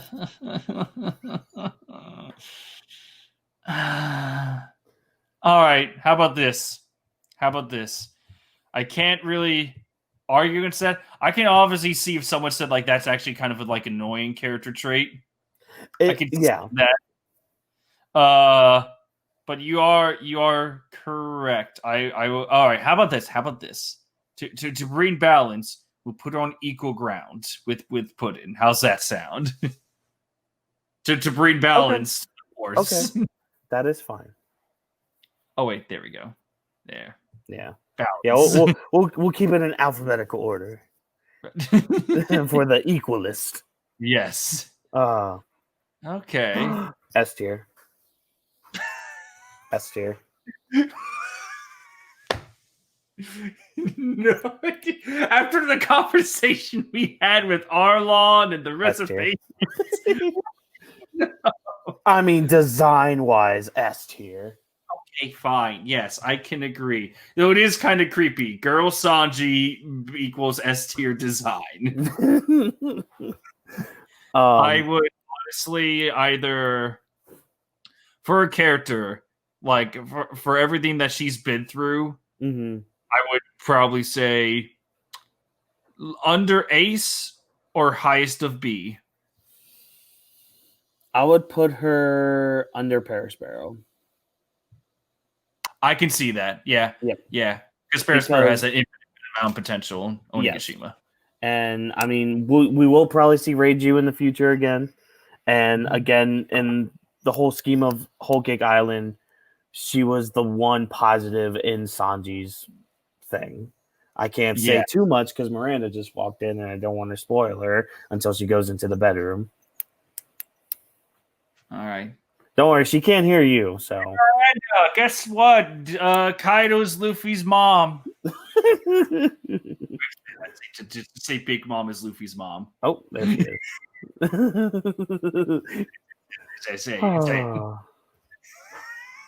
Oh my gosh. Yes. If you won't tell her, I will. Oh, you forget, Whawkins. I have Twitter open. Oh, I know. It's all good. On to another S tier character. Oh fuck. Yeah. Yep. I mean, the future king of the pirates. Yeah, if anything, at the very least, future Yonko. Yes, agreed. Yeah, I feel like that's his destiny, to become like a Yonko by not even trying. That would be hilarious. Oh, you know it's gonna happen. Yeah, easily. But seriously though, like, yeah, S tier, because I mean, if you look at Buggy's story, it is actually kind of remarkable. Yeah. It's basically like what it's basically all right. Do you remember in Film Gold that one character that had the luck devil fruit? Yes. You could argue that the devil fruit itself was originally just like a portion of Buggy's body. Yes. The amount of luck this man has is like insurmountable. I know, and it's great, and I love it. But seriously though, I would actually put him under Ace. How dare you? I know, Lord Buggy, but in all seriousness. Oh wait, remember? Oh, what Uh-oh. All right, fine. No. Ace and Ogoro are almost tied here. They are equalized. So I'd still have Buggy beneath there because I mean, again, his overall like just story and presence in the story is remarkable. Yeah, I can agree. Like, I have no doubt by the end of the story, we can easily just do the joke of where he's S tier without any fault, with no hesitation. But yes, as of right now, if we actually tier seriously, he is still A tier. Also, this list is going like we're being very generous to a lot of these characters. We actually really are. To be honest, I was expecting like a lot more C's and D's and F's. Oh, don't worry. We'll get into that prospect soon, probably. Oh, hey, look. Oh yeah. Yep. I'm sorry. Like, as sad as that backstory is, she is the worst thing in Dressrosa. Oh my god, I was fucking kidding about the F tier, but okay. Oh no, I am serious about that. I do not like Rebecca. Oh. Sorry, not sorry. For any Rebecca fans out there. Yeah, I kind of don't like her either. Like if she had the assist against Diamante instead of like Yu-Gi-Oh cheerleader role, like just stand to the sideline, it would be a different story. Yeah. But plus what we got again, she was hyped up to be a badass gladiator female character. And what did we get in one round? Yep. And then that was it. Then she had to be saved by Sabo. Then she had to be saved by Luffy multiple times.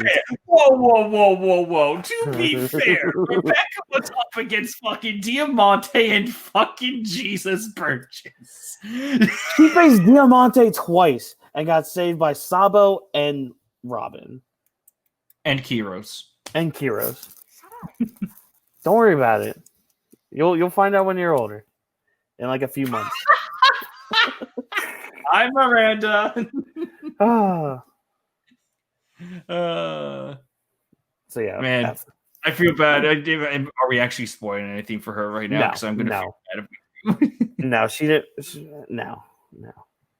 Okay, she's a while away from Dressrosa, so okay, I'll just go ahead and just like send her the quick message here.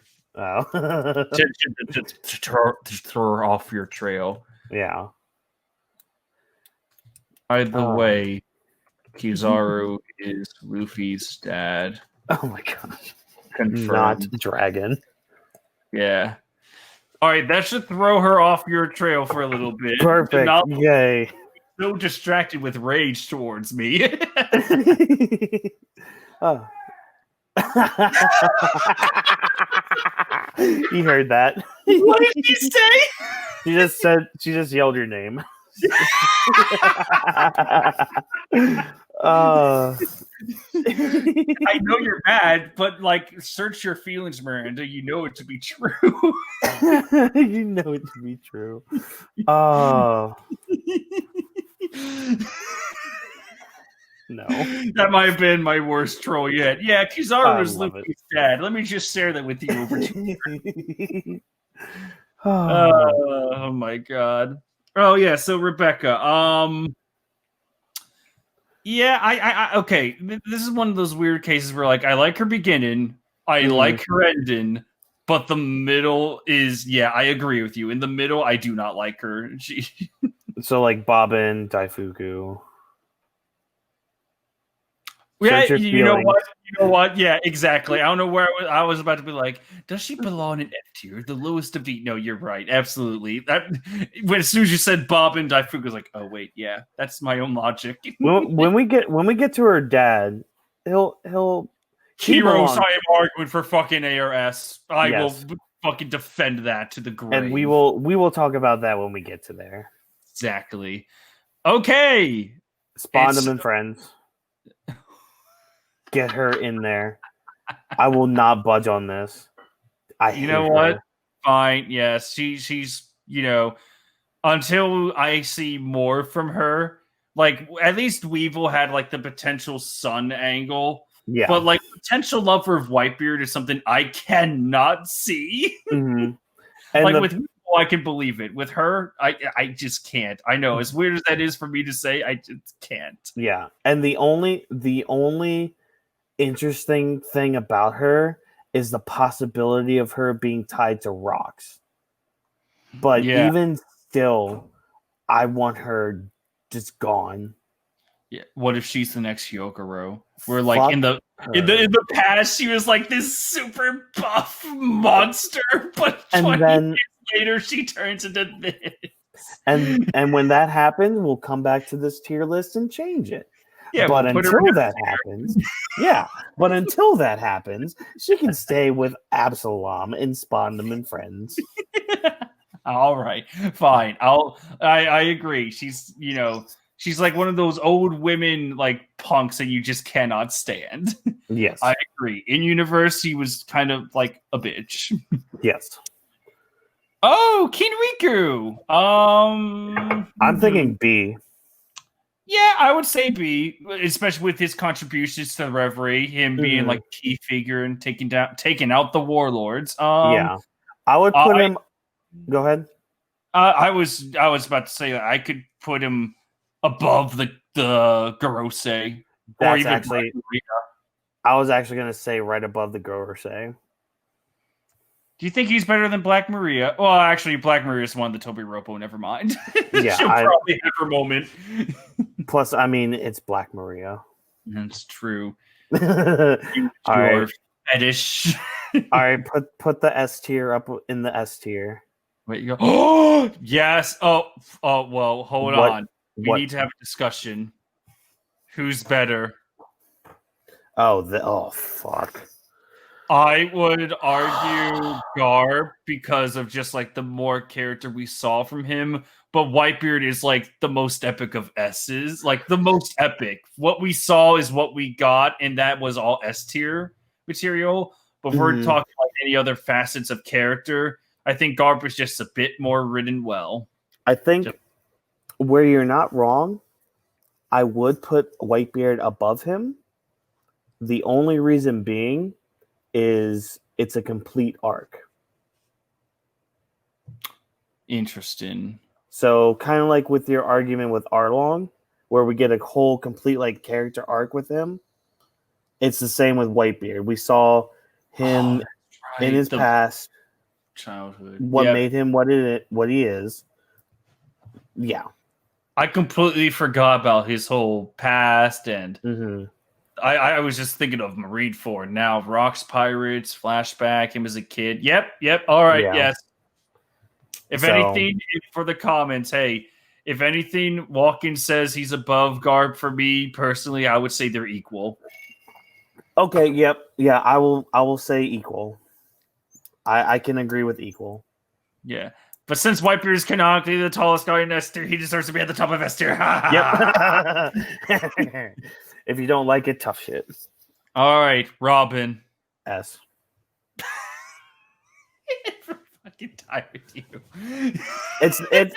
It's not even about looks and design and all that shit. I mean, her story's pretty. Well, here's the thing. In the past, she has been like a very, very interesting character. There is no denying that. And she still is. Yeah, I know. Yeah, she still is. In terms of the actions department, what she does for the crew, aside from being like, the quiet mother, there really wasn't much she did. I would say A tier. I can't see her in S tier yet. I answer to you, but I think it's fair we put her like at least an A. The other argument I'll have is that to the overall story, she is the most important person in the story. That's true. She's the only one that can actually read the poneglyphs. Counter argument. Technically, Im-sama is one of the most important characters in the story right now, but we haven't seen much of him in terms of actions. So yeah. So he's on par with Robin. So S tier, K grade. What do you mean? There's a difference. No, I meant like there's a difference between like being important and then actually have like taking action. Like, do you really want to bring Rise of Skywalker into this? Please don't. Please don't. Save the sanity. Do you want me to bring in how Palpatine was the most important thing, but he barely took any action? No. So therefore, like, Palpatine, but in that movie, he's like a D tier character.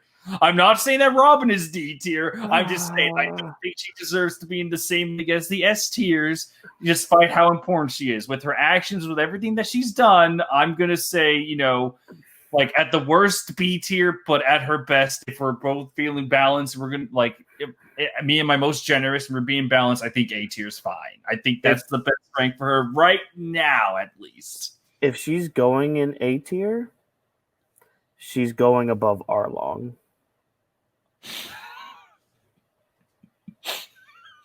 You bastard. Okay. All right. Fine. To bring balance to the both of us, I will say that they are equal. Do we compromise? Do we handshake on that? If it's equal, okay, good. As long as Robin's in front of Arlong, but they're equal. No, you do not want her in front of Arlong. Don't you remember what happened last time? A Straw Hat female was in front of Arlong. I don't want to remember. Exactly. Point stands. Oh. Emotional trauma for another decade. Who's next? Blackbeard. I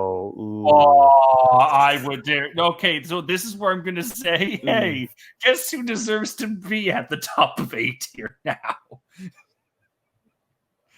Guess who my vote for A tier is? You want to put Blackbeard in A tier? I do. I really like what he does. I like his character. I like his goals. I like what he brings to the table. How he's like literally like he is very similar to Luffy, but at the same time he's like this weird paradoxical polar opposite. Where do you want to put him in A tier? Top.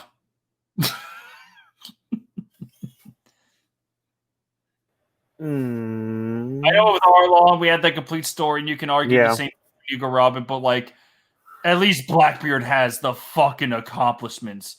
At least Robin's story is not really complete yet. I said Robin's story is not really complete yet. Yeah, but I mean, like in terms of the act department, look at everything Blackbeard has done. He joined Whitebeard's crew. We saw him in the Odin flashback. We saw him like scheme for what was it, like almost a decade now to kill Thatch, the Devil Fruit. He took it, and then it's like, all right, it's time to start my master plan. All my research. His hobby is history research, for God's sake. So he's like, all right, this is my plan. I'm gonna take over. I'm gonna find that One Piece. I'm gonna do it my way. I have my own master plan. It's like, oh my god, and the way he goes about it, it's like, wow. He like, I think Kaiser Neko said it best. He is, out of the entire One Piece world, he is the most pirate out of any of these guys. When the fuck did Kaiser Neko talk about One Piece? I think during it was it was during the Pirate Warriors 3 playthrough Team 4-Star did. Oh, okay. Yeah. Kaiser Neko was on for like one episode. He can be on top of A. Only because like the only thing holding him back from S is honestly his backstory. Yeah, but that's gonna be implied. Yeah, like we have the story potential, though. Like I think he's gonna be an S tier by the end of it all. He's gonna be the series villain, for God's sake. It's gonna be great. Can't wait. Yeah. Speaking of which, that's S tier. Come on, he's the top. Like, yeah, I mean, he is my favorite character in One Piece. Yeah, I mean. Honestly, what more needs to be said? When he saw the One Piece, he laughed. Like he is like in terms of flashbacks, we like one thing I like about how in the One Piece flashbacks we see how these legends just started out as like I'm this ordinary guy like Rayleigh and even Roger when he kind of started out, but like when we saw him in that Odin flashback, you could tell like, oh my god, this is the legend. Yeah. That's why a year from now, when that flashback gets animated, it's the highlight of the whole series for a lot of people. I'm betting probably going to do a live reaction to it, so everybody can watch me bawl my eyes out because I will cry. I almost cried at the chapter. Yes. Would you like me to join you on that too? By the way, yes, of course. Say rules apply. We have to pause every time we want to say something. Oh god.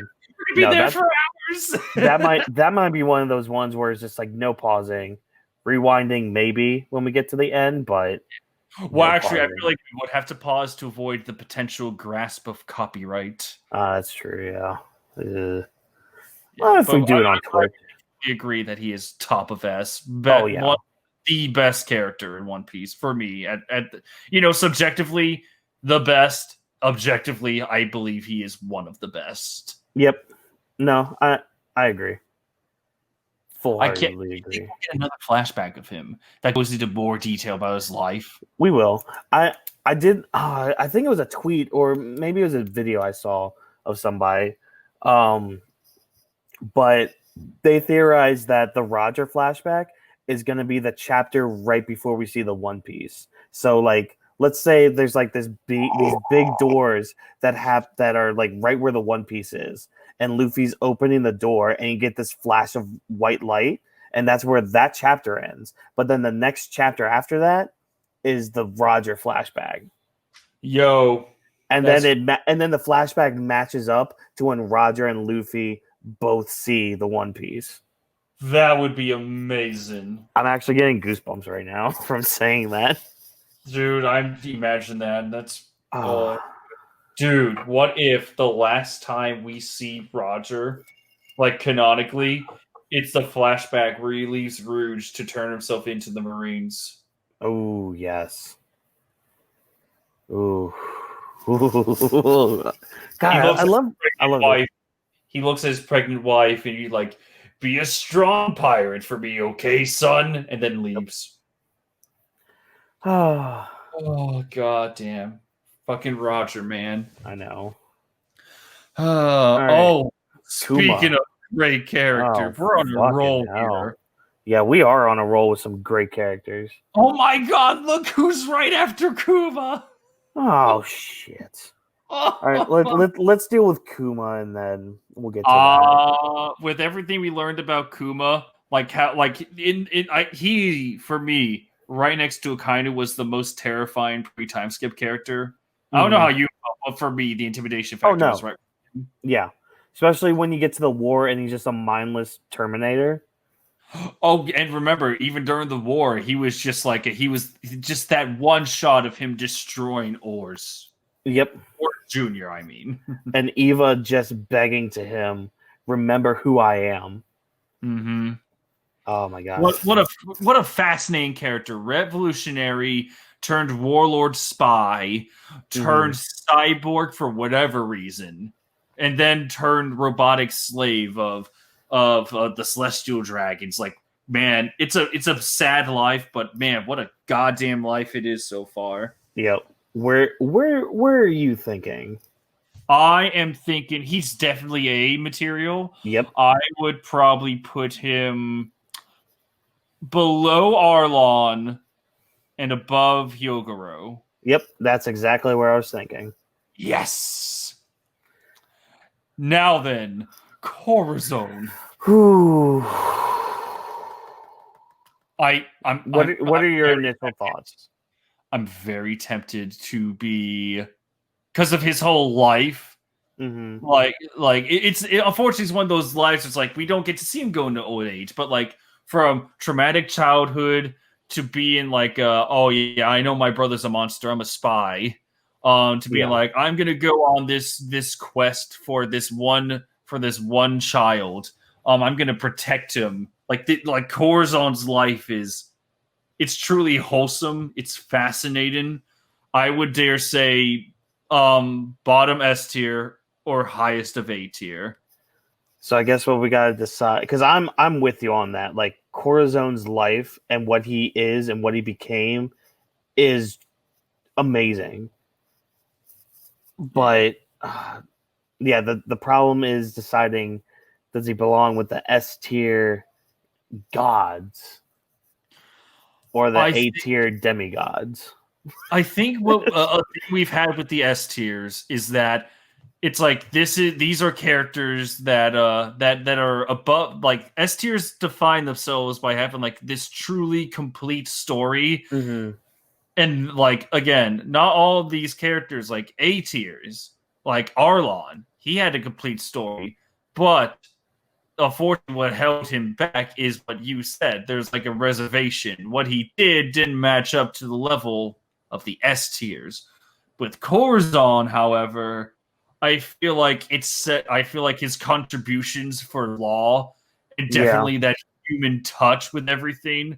Like it's one of the most relatable flashbacks for a lot of people, and the impact he had is it's there, man. And I think that's the difference between him and Arlong, where because with Corazon, that also you can tie, and we'll talk about Law when we get to Law. So that ties in with Law as well, but it also ties into the will of D. Because Corazon knew something about the will of D. That's why he did what he did for Law. Exactly. Yeah, I'm leaning towards S tier. Like bottom of S tier with this. Yeah, I think with his life and his sacrifice at the very end. His goodbye with Law. That was one of the few times One Piece almost got me to cry. And just how he held on. Yeah. Just so Law could escape. Yeah. Like again, if you almost make me cry, I have yet to cry with One Piece. I know, I'm a heartless monster. You monster. But like if you can get me to almost cry, then yeah, you're doing something right. I think Corazon does belong in bottom S. Oh. All right, Barrier Boy. Oh, look, it's the One Piece fandom brought to life. B tier.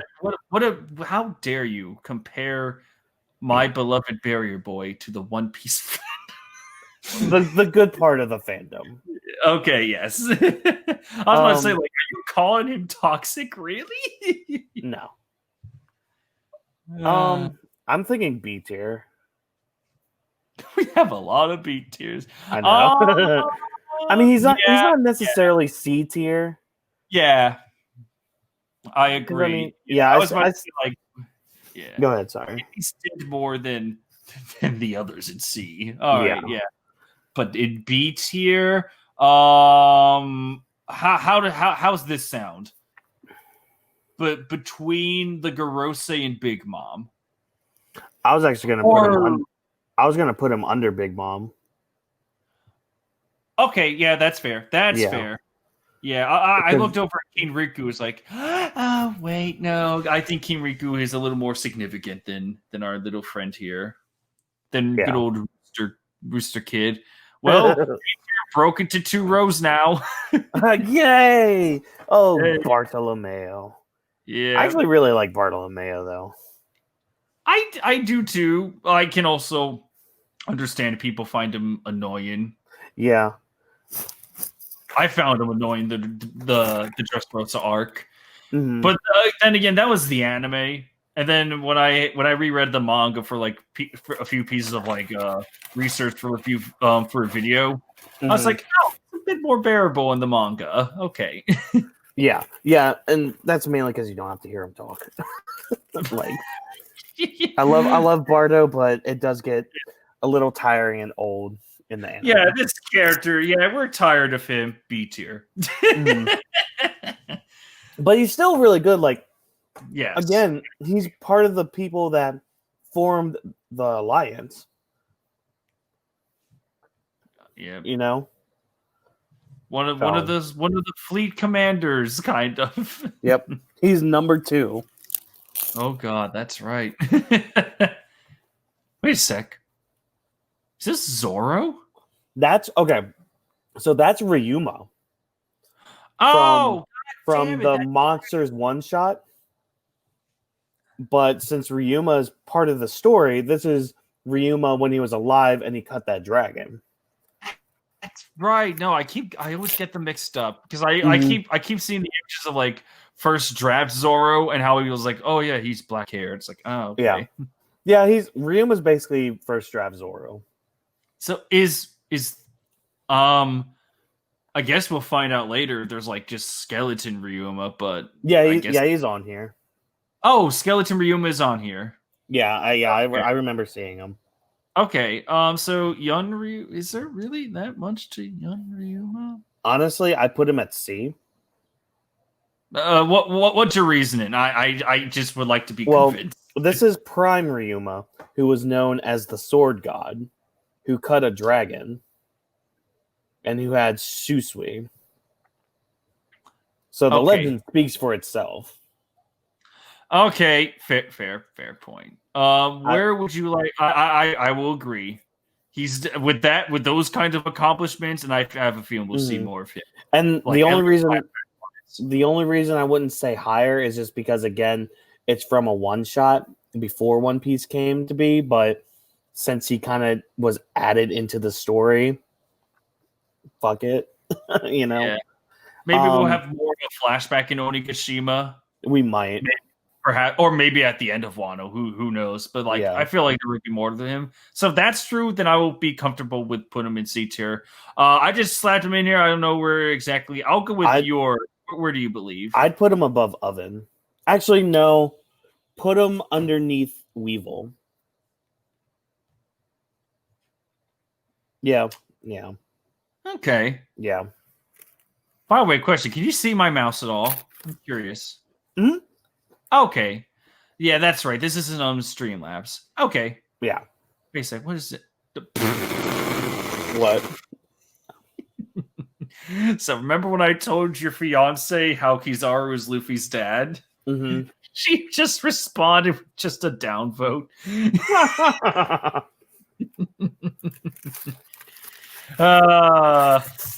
Don't worry, Miranda. I'm not lying yet. Don't worry.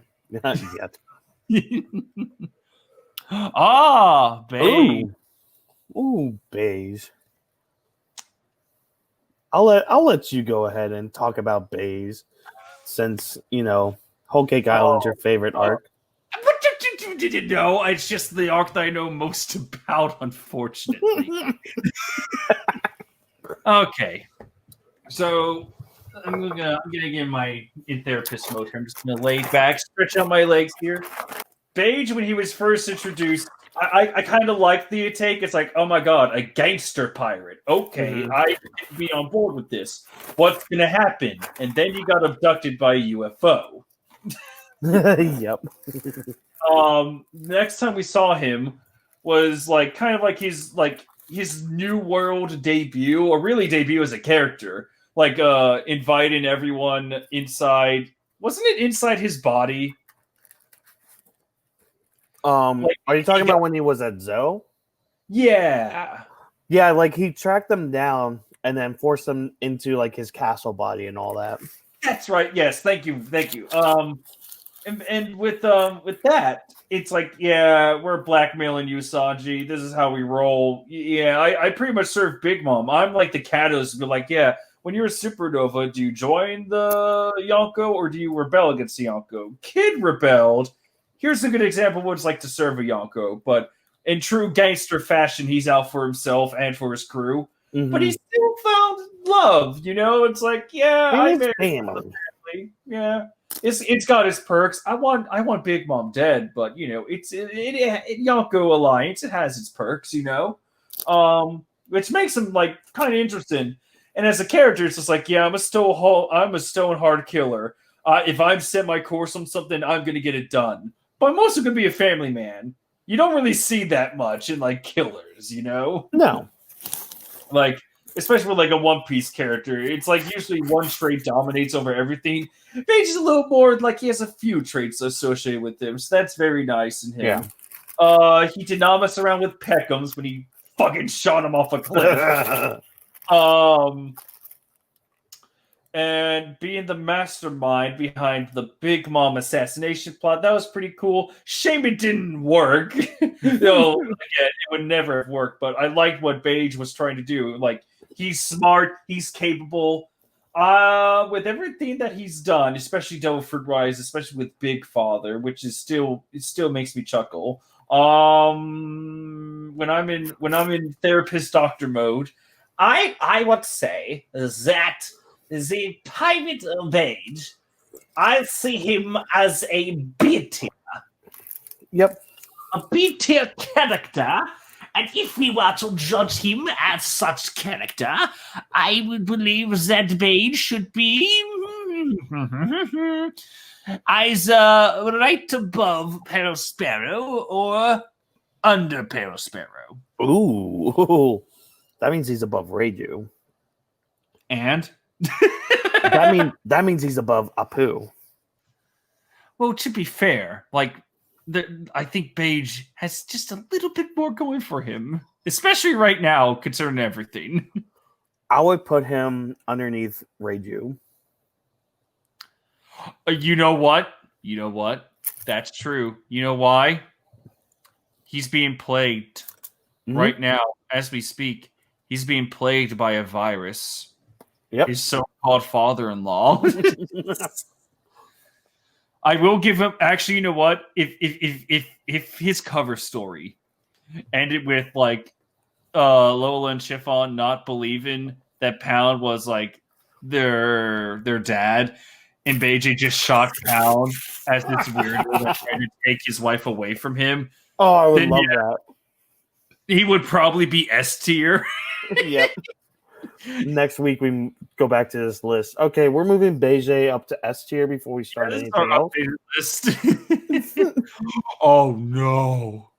You want to hear something controversial? I have a feeling we're going to be very similar in minded here, but we might. I had my chance to explain. Your turn. Explain Sabo. First of all, Sabo will be an A tier. Between Hyogoro and Ace, I think Sabo is better than Ace. He's a better big brother. He's a little more level-headed. I mean, technically in age, Ace is like a couple months older than Sabo, so Ace is like the older brother, but Sabo acts like more of an older brother. And I think Sabo leads more to the story than Ace does.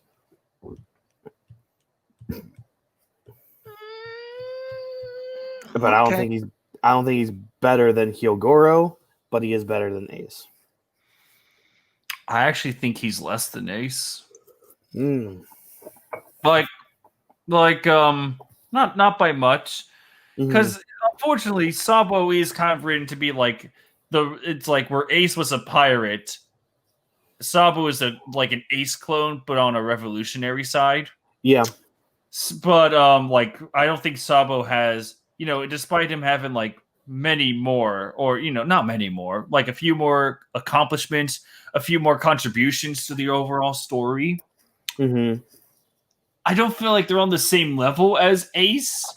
Like where the comparison is like, well, Ace fought Blackbeard in this very dramatic duel, and the comparison is like, Sabo fight Burgess to protect Luffy. It doesn't have the same weight, and unfortunately, that's my problem with Sabo. He's there, but I don't feel the weight. If you know what I mean. Yeah. Like maybe after Wano, we'll see what happens with his character if he was captured, if he escaped, like what the consequences for assaulting everyone and Marie choices. Maybe it'll change. I just want to see like more from the character. But yeah. Okay.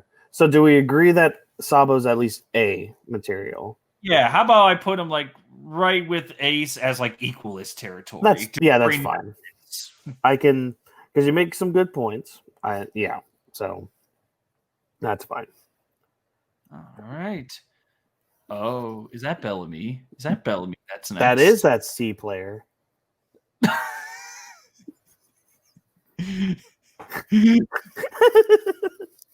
I mean, come on. He got one-shotted by Luffy twice. He got beat up by Dellinger. Still wanted to follow Doflamingo. You know what? When you put it that way, he's lucky I'm giving him C. Let's just put it that way. Okay. Yeah, I find his character where it's just like, I like Oda's approach of what if I took this random D-list character, like this D-lister character from like a mini arc, and just made him have his own little adventure and have him like progress through the world.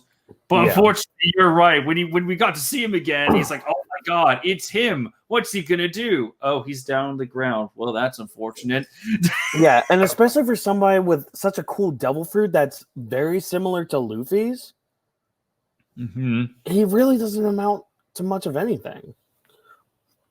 But So, like I would say he's still C tier though. He's like it's because he's not that bad, but he's also not that good. He's just middle.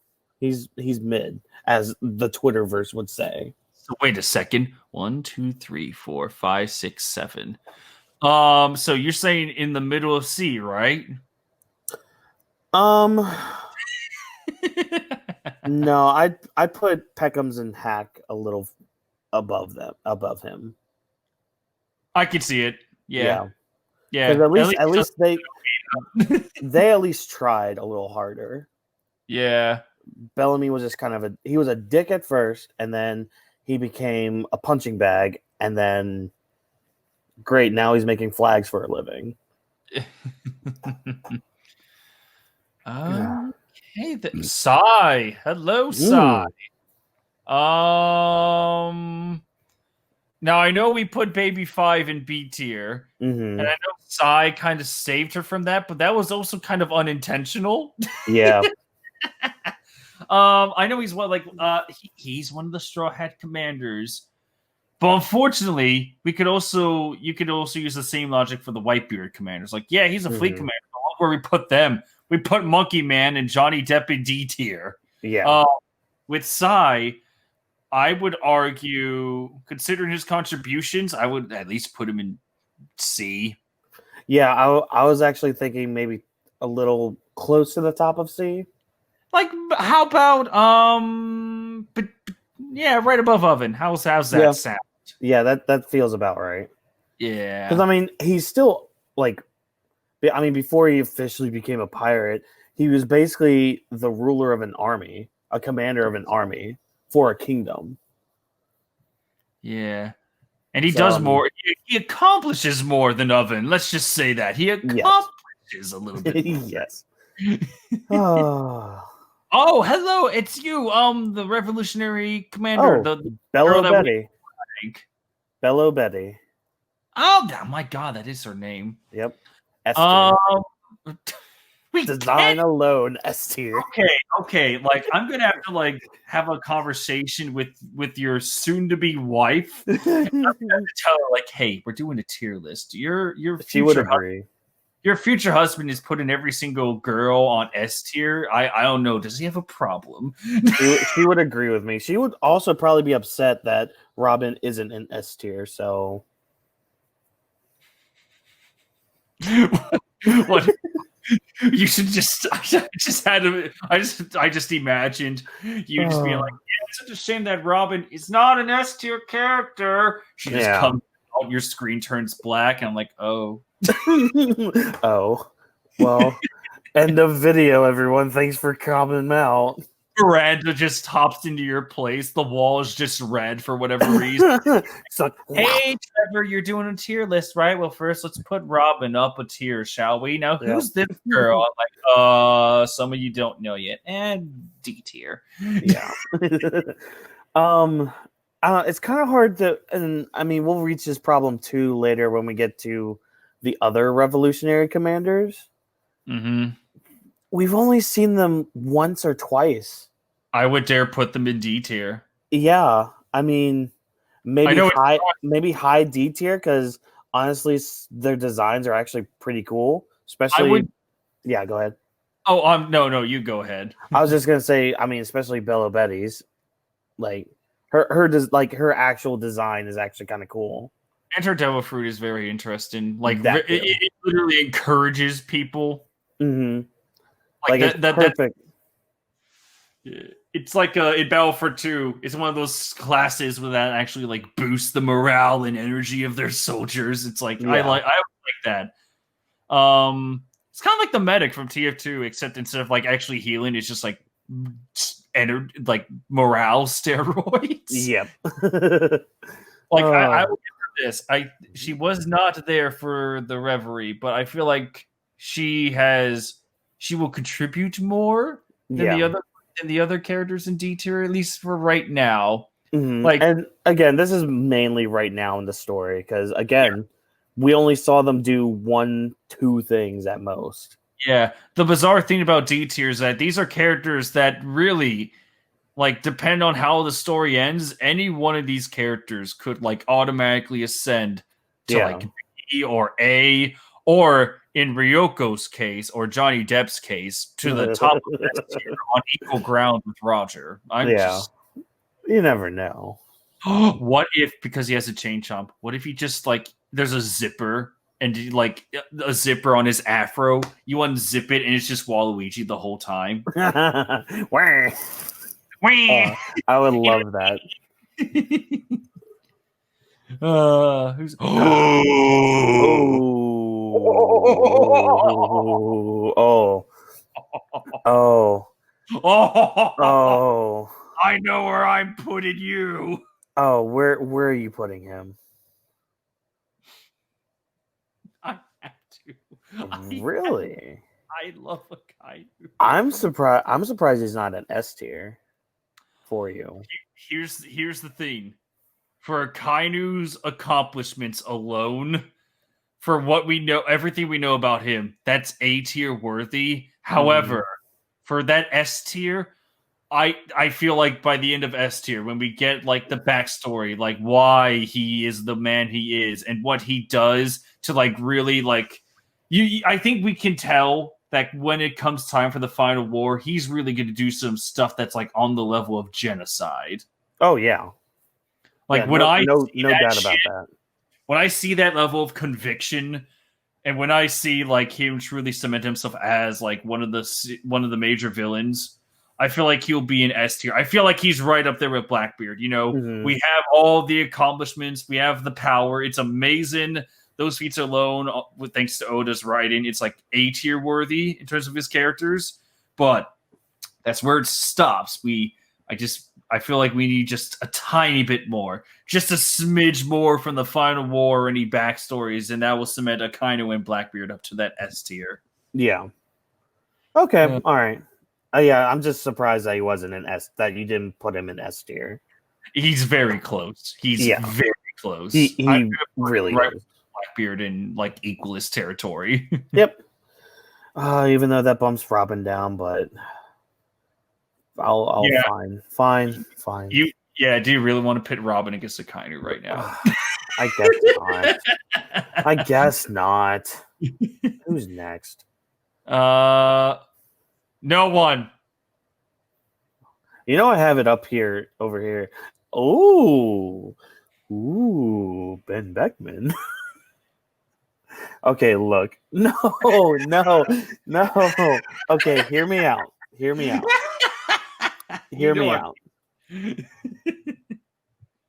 Top of C tier. For the mirror, for Luffy's flashback, having a little bit of humanity and stopping Kizaru in his tracks. Yeah, and very well. I mean, again, he's Shanks' right hand man. That's true. So, so another thing I just noticed too. We also have post and pre time skip for the Straw Hats. Wait, what? Yes. What? So we have to talk about pre and post time skip. Oh God! And look who's next. So this is post time skip Sanji. How do you feel about post time skip Sanji, Trevor?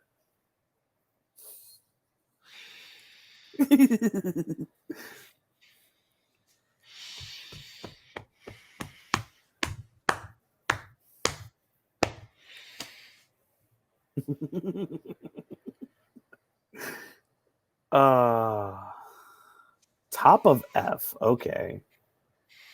You don't want to go bottom of D?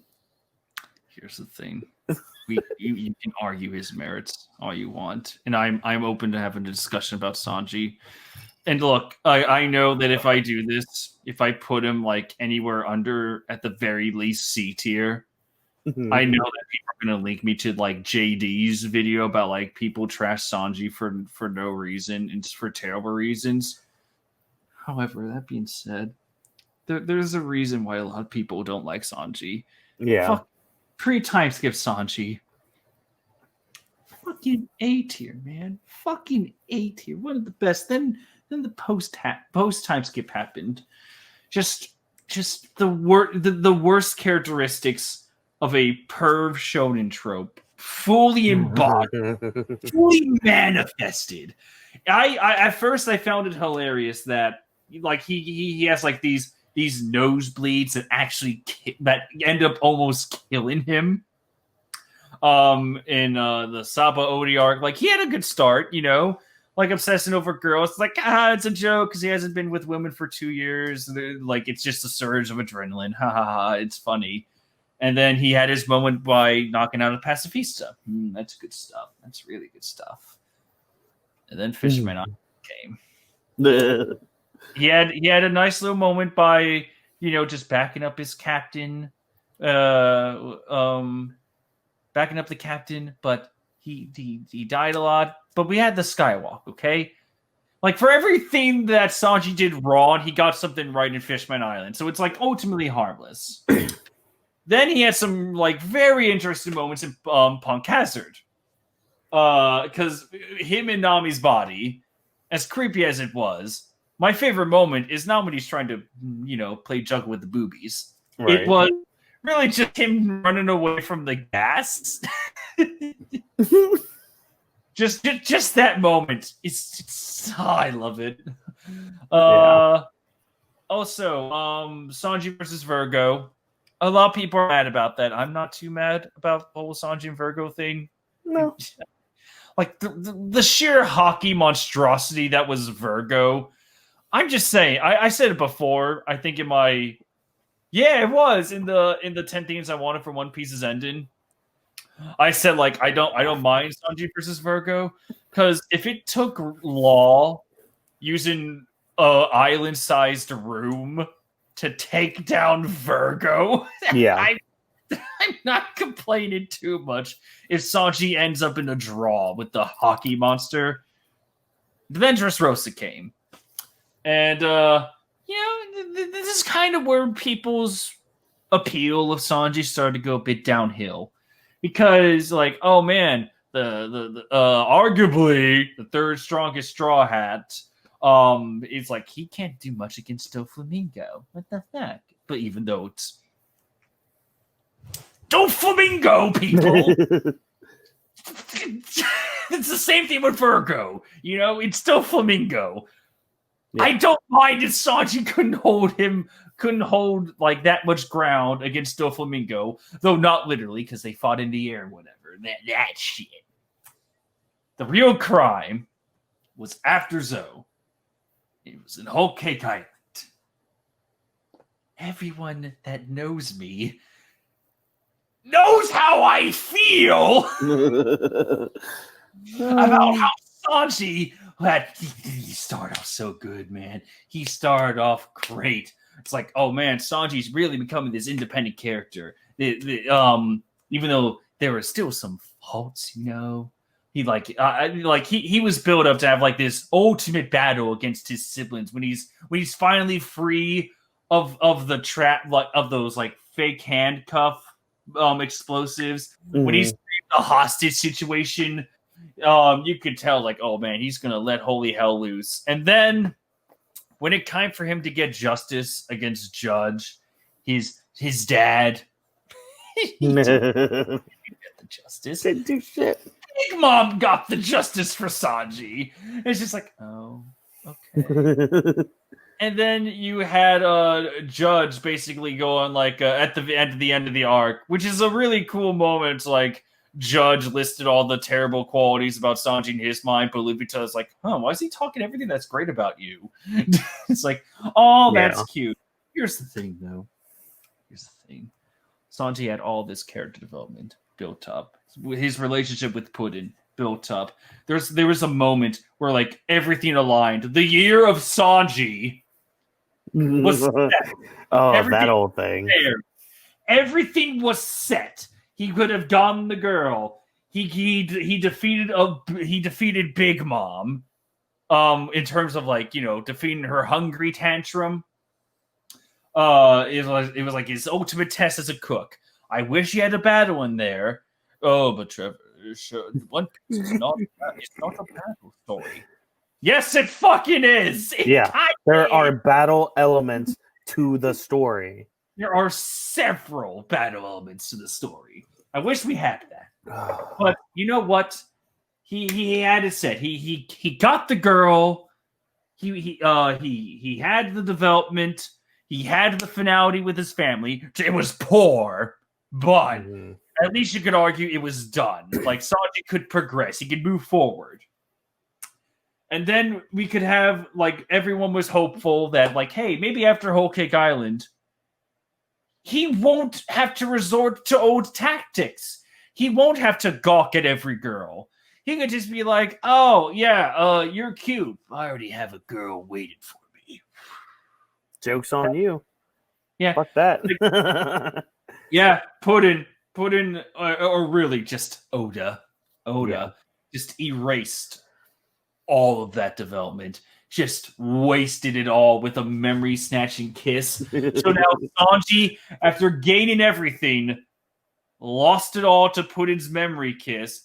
So really, the only thing that Sanji left Whole Cake Island with was, oh yeah, I'm away from my family again. Go me. I did it. Woo. Okay. That's one thing. He got away from his family, but it's like there really wasn't much weight to it. Just like Saba. Wasn't that much weight to it. And then he got the raid suit. Yeah, he used the raid suit way too early. He just accepts it. He just accepts it. It's just like, yep, I'm gonna use it. We're in Yonko territory. I gotta use it. It's like, fine. The context is correct. You're in Yonko territory. If you wanted to use the race suit, it would have been time. But you really should have used it when you were at death's door. You know, like, it should be used as the absolute last resort.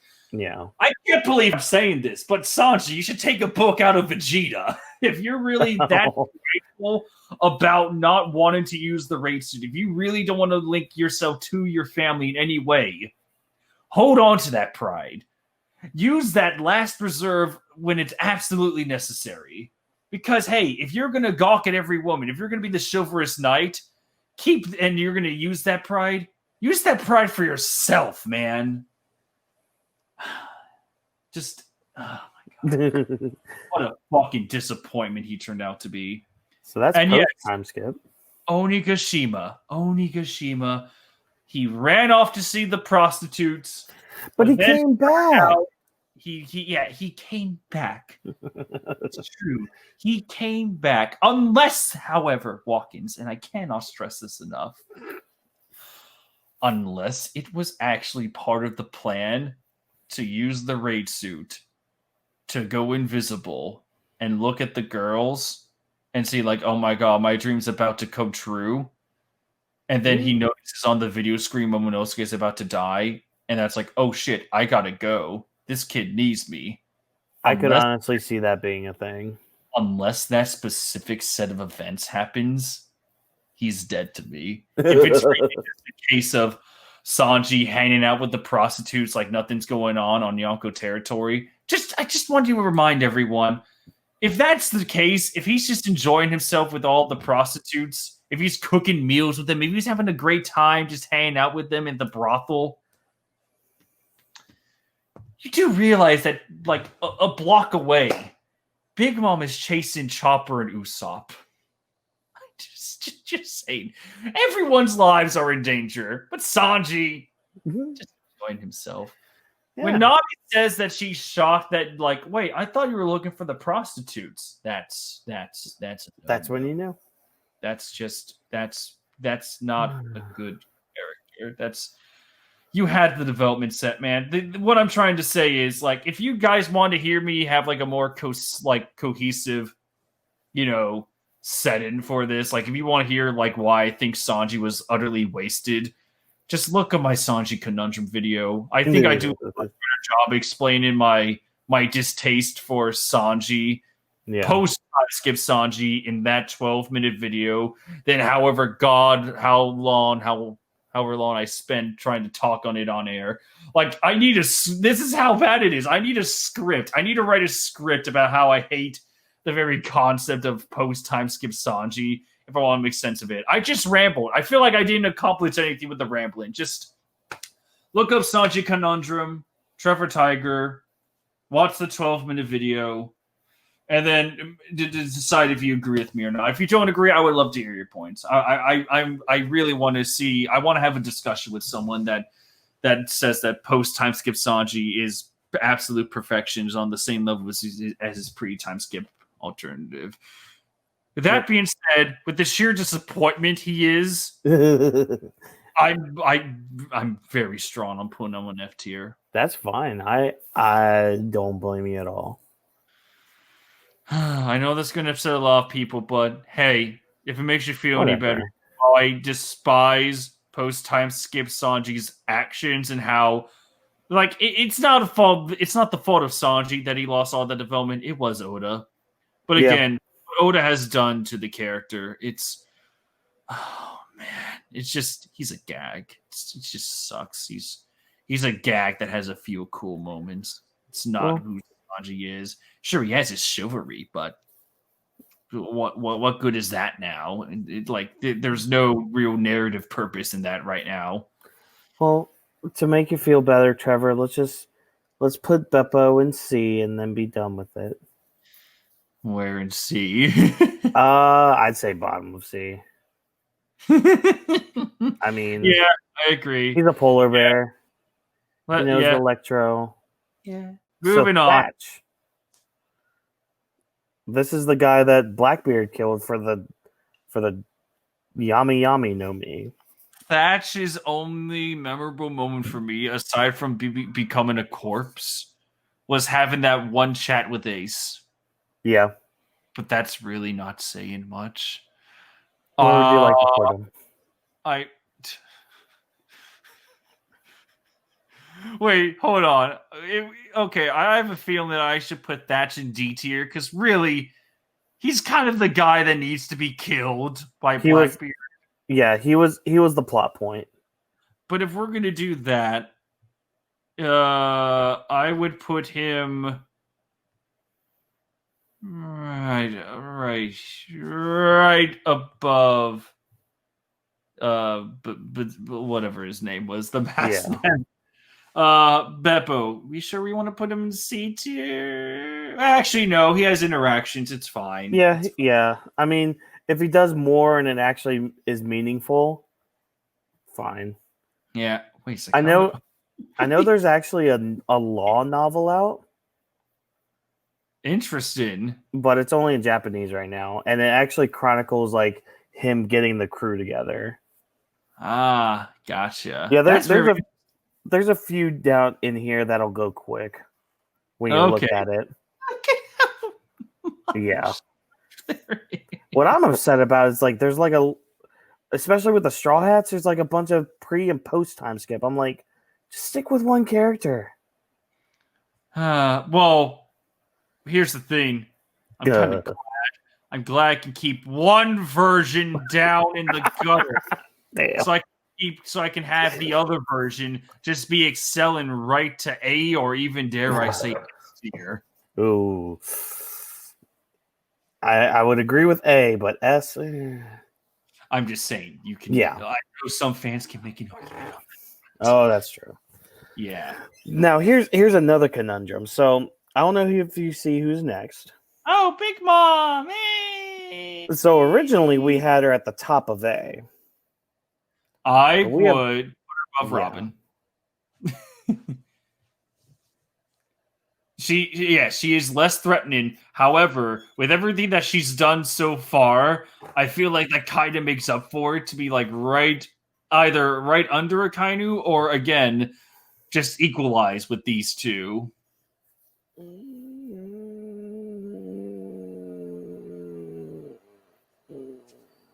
I cannot put Big Mom below Robin. I cannot. My everything that is in my soul is screaming, don't put her under Robin.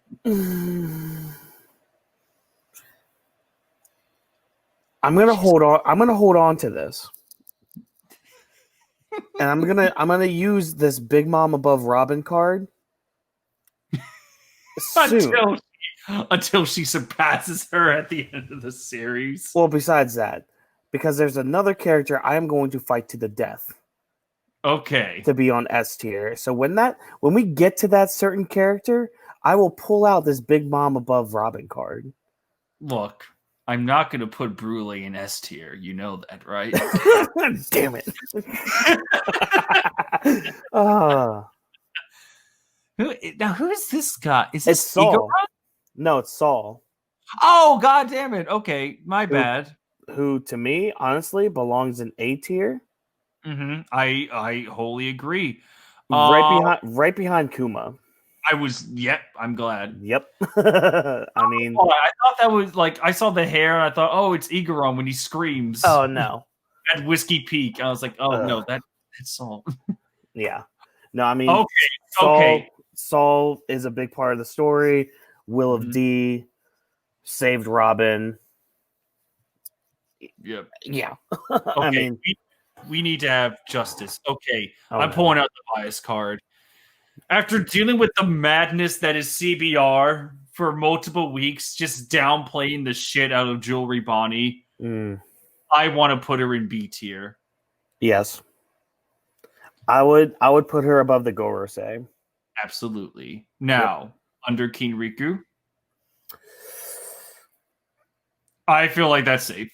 Yeah, for now under King Riku. Until we find out more, she would move up, but for now, under King Riku. It's very much like the Gorosei, you know, like we've known her throughout the story, but we haven't really seen that much definitive action from her yet. So I feel like that's perfect. Yeah. However, if we're pulling in movie logic, then she belongs in S tier. That is true. She was the one person that Bullet was truly afraid of. You didn't see it, but she's the one person that Bullet pulled no punches against. I know we have at least 2 movie characters in here, so. Oh, I hope it's not Tesoro. I hope it's not Tessero. I didn't see him. Good. So it's the actual 2 good movie characters. Who's that? I know there's Z.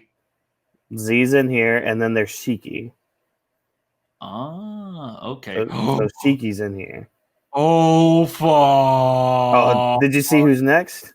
Sengoku. Ooh. Oh, fuck. Okay, I don't think he's S tier. No. Not yet. There's a part of me that doesn't want to say put him in S tier, only because we saw a very, like, glimpse of him, like, in his younger days. Then we have him see, like, kind of like a father figure to Corazon. Right. Having that emotional breakdown with Law. And then there's just pre-time skip Sengoku is a bastard. Amazing. Okay. What if we... Okay, can we agree that Sengoku is a much more consistent character than Big Mom?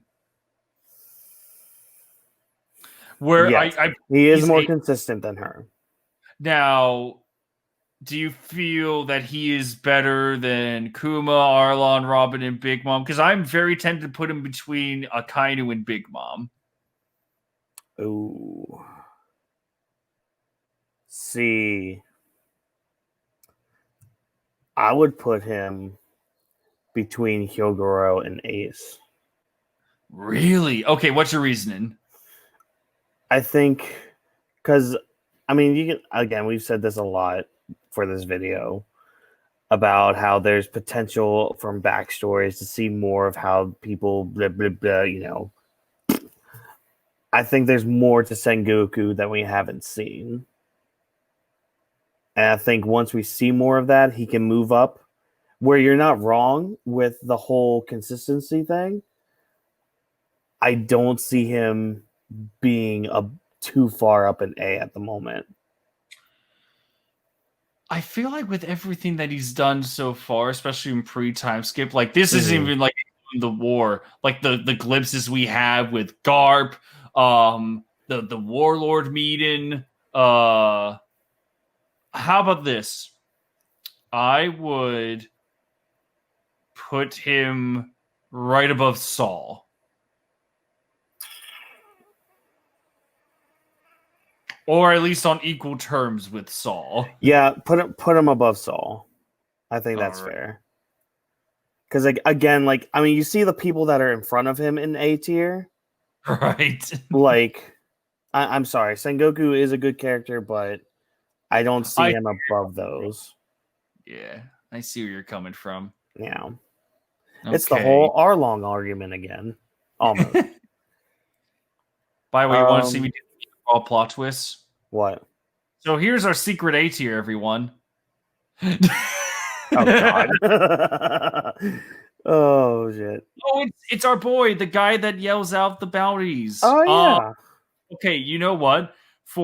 He is the man that essentially announced the bounties of everyone, including the Yonko and Roger. So for that feat alone, for giving us that, lowest of B tier.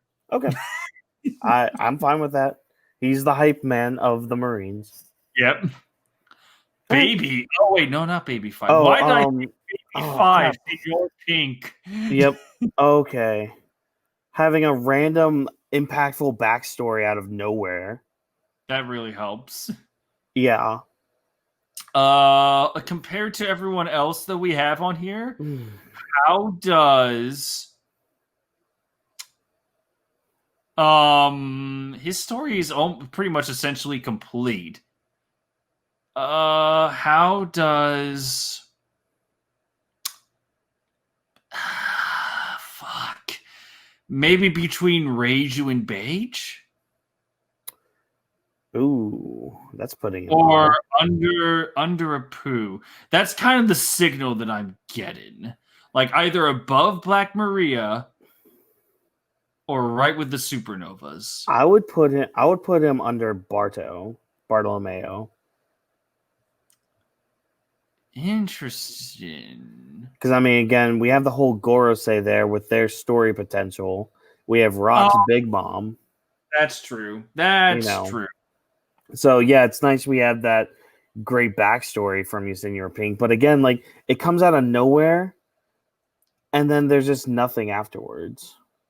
Oh, you want to know something funny? Oh no! Look at the pattern we have. So Dressrosa. Man.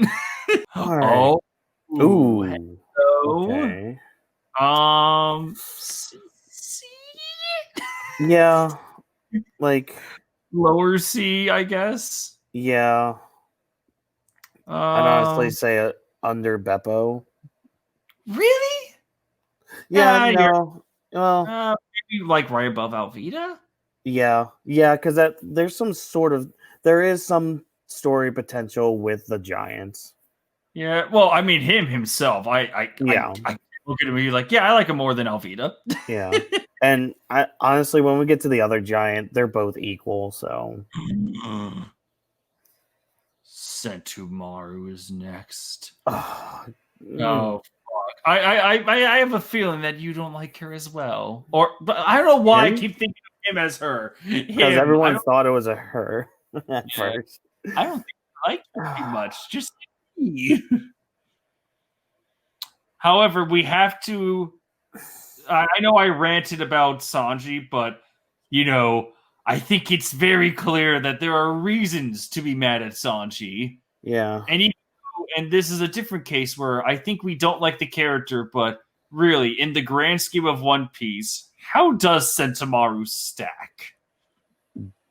I don't think C tier. You don't think what? I don't think Sentomaru is C tier. I was gonna say D. Me too. Yeah, like I'm just like, okay, cool, you exist. Very impressive that you kind of showed the gap between the Straw Hat and the the higher up Marines, because you had the Hawkins thing going on. You're the leader of the pacifistas, but right now you seem that important. And plus, I have the distinct pleasure of killing you every time you spawn in Pirate Warriors. Yay. It's great. For Sentomaru's to come, How about the highest of D? But Bello Betty looks cooler.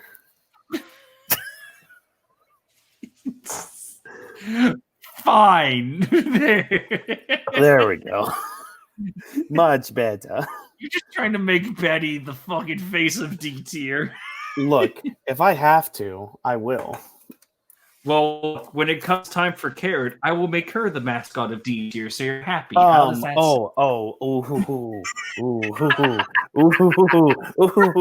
Okay, we'll get to that when we come to it. Who's next? Brooke. This is post time skip Brooke. S. Yes. S. The sheer fact of him, not only from the past chapter of him riding on that motorcycle with Frankie and attacking Big Mom, but the fact. Go ahead. Everything. Yeah, just everything. And he's a music. We could even put pre-time skip Brooke in S. Yes, we could. Because of the backstory and shit. I don't give a shit that he was only with the crew for a couple weeks. I don't give a fuck. He's one of those characters that's like, he joins the party and you know you're gonna love him. It's like, okay, he's like Gilder from Skies of Arcadia. Mm-hmm. He essentially joins your party once, kind of late into the game, and then he kind of goes away for a little bit. But he rejoins your party at the end, so you can use him how much as you want. Yep. He's like one of those cool characters that you know you're going to love him. This Brooke post time skip is pretty much Android 17 from the Tournament of Power. Like, no one expected to love Brooke, but what he does post time skip wise, it is it's in a different league. He stands up to Big Mom, tells her nobody plans on dying, young lady. Yeah. You know what? Like, above on. Ooh. I won't fight it, but I know some people that might. All right, no, I was just doing it for the memes. Oh, yeah. Okay. Right under Corazon. Oh. First thing I was like, what if I just put him next to Roger? No. Yeah, I'm sorry. Brooke is S tier. Yeah. Man, what a lineup we have. And also, don't think I did not see you put Carrot in Nobodies and Odin in F. How dare you? I was wondering how long I could go for, but apparently it was for like 3 seconds. So, okay, well, we already have them on here. Okay, I will say Carrot is a solid C. Maybe B. Right. Okay, I would dare say B for what she's done for everyone so far. Yeah, I would put her maybe right with Bardo. Mm-hmm. Yeah, maybe right above the senior, because she got tragedy just like him, but she done a little bit more than him. So I'll put her right there, And B. You see Odin right there. Now remember that card I told you about Big Mom and. I agree with you that he's top tier. Not only that, he is next to Roger. He is next to Roger. Search your feelings. You know them to be true. I've been told many times that I don't have feelings. He is next to Roger. You sure? Yes. I am positive. Whitebeard. Do I need to list off Odin's accomplishments again? Hold on. I will do this. He had a brothel when he was not even 5 years old. He threw his wet nurse when he was, 3?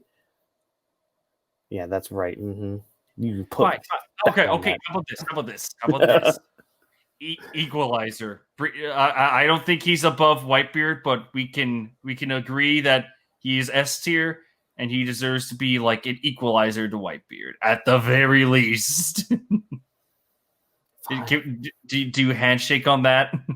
I guess. All right, now don't touch me. I don't touch me with your social distance. He cut Kaido. He cut the Lord and Savior Kaido. Yeah, but Whitebeard could vibrate him. So what else you got? Fine, I don't care.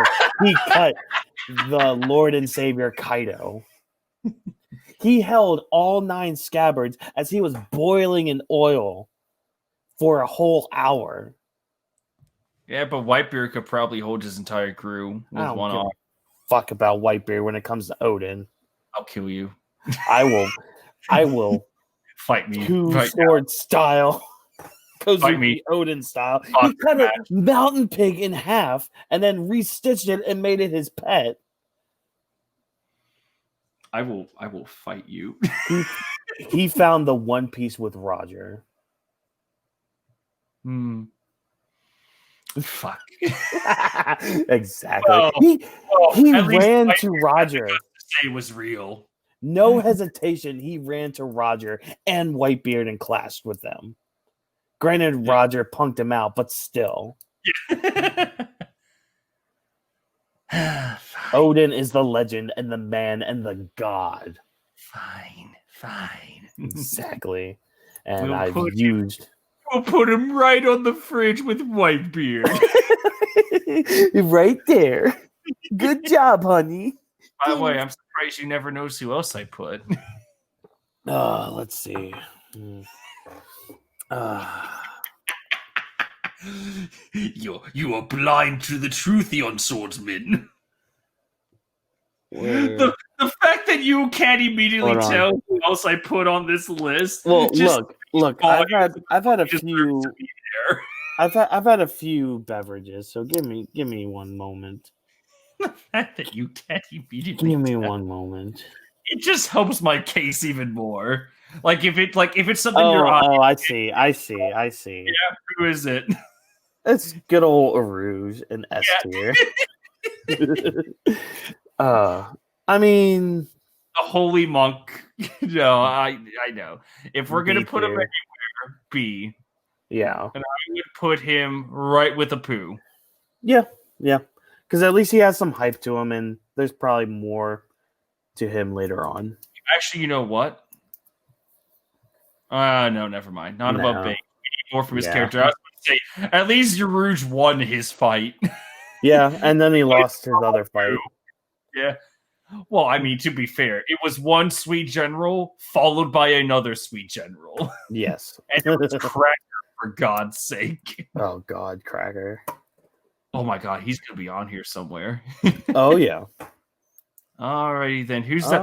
Shocky! Ooh, Shocky. I would argue C or B.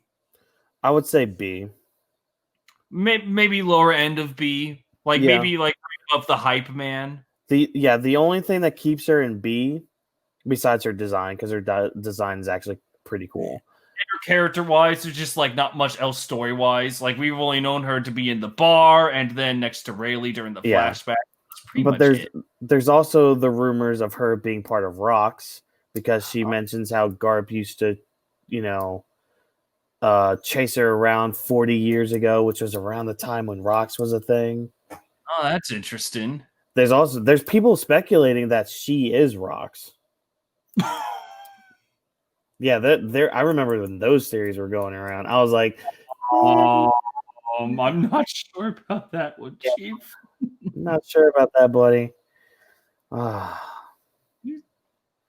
look, Brule.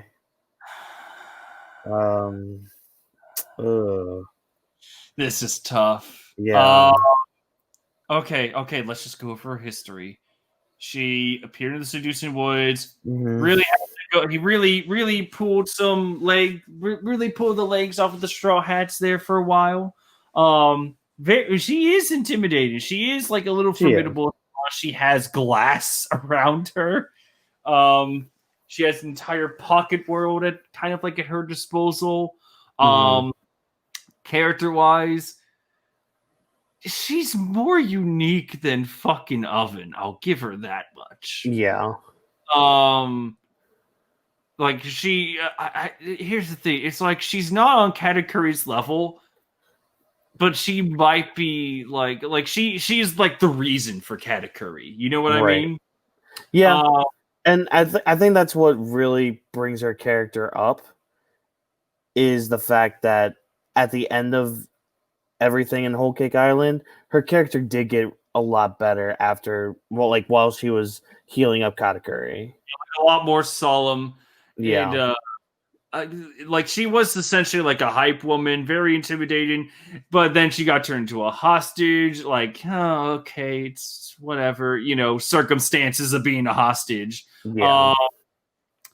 That being said, I would argue B tier. I would say under beige or above beige. What do you think? I think she's like under Reiju, Mm-hmm. but maybe right with her. I have a feeling maybe right with her.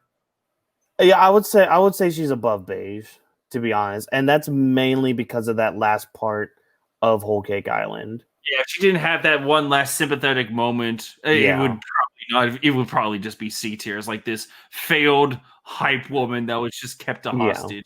And I mean, Yeah, when we had talked about like different factions of the Big Mom Pirates, she's one that I would highly consider being on Katakuri's side. yeah. Also, I saw you put Shanks down there, Fuck. so you better put Shanks up in that S tier. All right. Very well. Oh, come on! There's Shanks is so much better than I that. know. I'm only kidding. I know. But the real question is, where? Above Brooke. Above Corazon? I've no doubt about above Corazon. The real question is, oh wait, do you think he's below Corazon? I think he's below Corazon because we haven't seen Shanks' true part in this story. You know what? You're right. I do like how he's the most active Yonko. Though. He is, like, because as soon, yeah, and as soon as you kind of forget about Shanks, he appears again in some weird, mysterious way. Especially when we get to the Reverie arc. Right. So there's enough mystery and intrigue for him to be part of S tier. I mean, just character-wise, I think he's S tier. Yeah. But yeah, I agree. Like maybe when the end comes, we'll see how he ranks. We have to doubt this again. Yeah, this will change. Let's see who's next. Oh, Spondum. Put him in Spondum. You sure? A lot of Dressrosa and Whole Cake Island and Wano are because of him. It's because of Caesar. Look, I know I don't like him too, but really, come on, man. If we're gonna compare him story-wise, like for all the accomplishments alone, at least C tier. The character-wise, it's a little interesting how like this head scientist responsible for everything with a very insane devil fruit is like this coward and scientist that's really petty. But at the same time, like I know a lot of people don't like him. I don't like him. You don't like him. At the very least, C. Put him. Okay, I'll go with C. But he's gotta go under. Put him under Ryuma. But in front of Hack. Yeah. Very well. Yeah, I know you hate him, but story-wise, he contributed a lot. Yeah. Plus, again, I'll bump him up to C because he's voiced by Frieza. That's your only reason. in the only dub of his voice that counts. You saw the link I sent of the English one, right?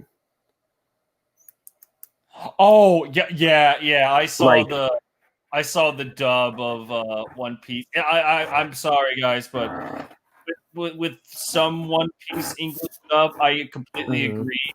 But in a lot of areas, I just cannot watch it, dude. Yeah. I tried watching episode 1, and it's just like I can't. I could not get past episode 1. Yeah. Luffy's voice is just not it for me. It's just no.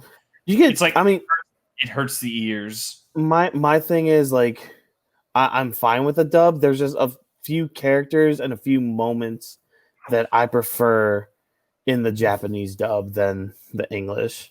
All right.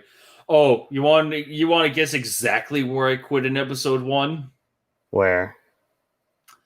It was right when Luffy broke out of the barrel. Oh no. I'm here. I was like, Oh. no, turn it off. No. You could always watch the 4 Kids dub. Zoro has the one-liners. The Zoro 4 Kids actually has a really good voice. I actually prefer him over Chris Sabat. Really? Yeah, because at least with the 4 Kids Zoro, it sounds his age. Yeah, With yeah. it's just Piccolo. But I do like Chris Sabat though. I do too. It's just like with Zoro, you kind of need someone just maybe just a little younger sounding. Not it's just Piccolo.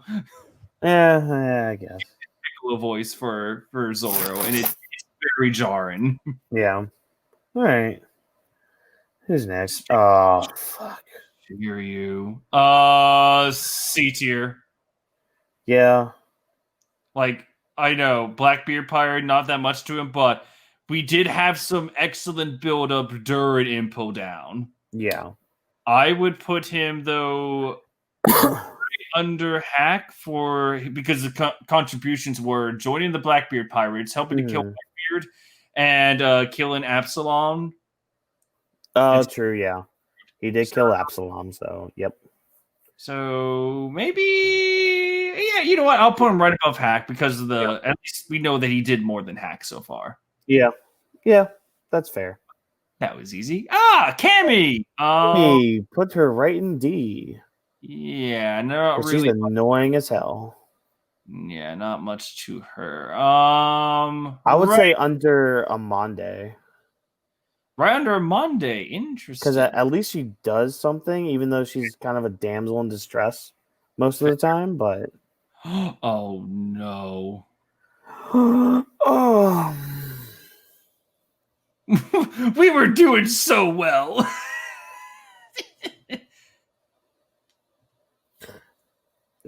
The question is she Rebecca tier? Here's the thing. Because at least she has story relevance. She does have story relevance. And at least her character, I can't believe I'm saying this. at least her character is consistent.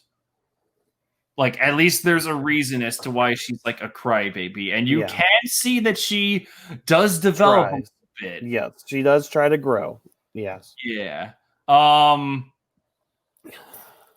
Like, there's even a sense of tragedy because, like, the first time she goes to the surface world, she's almost enslaved.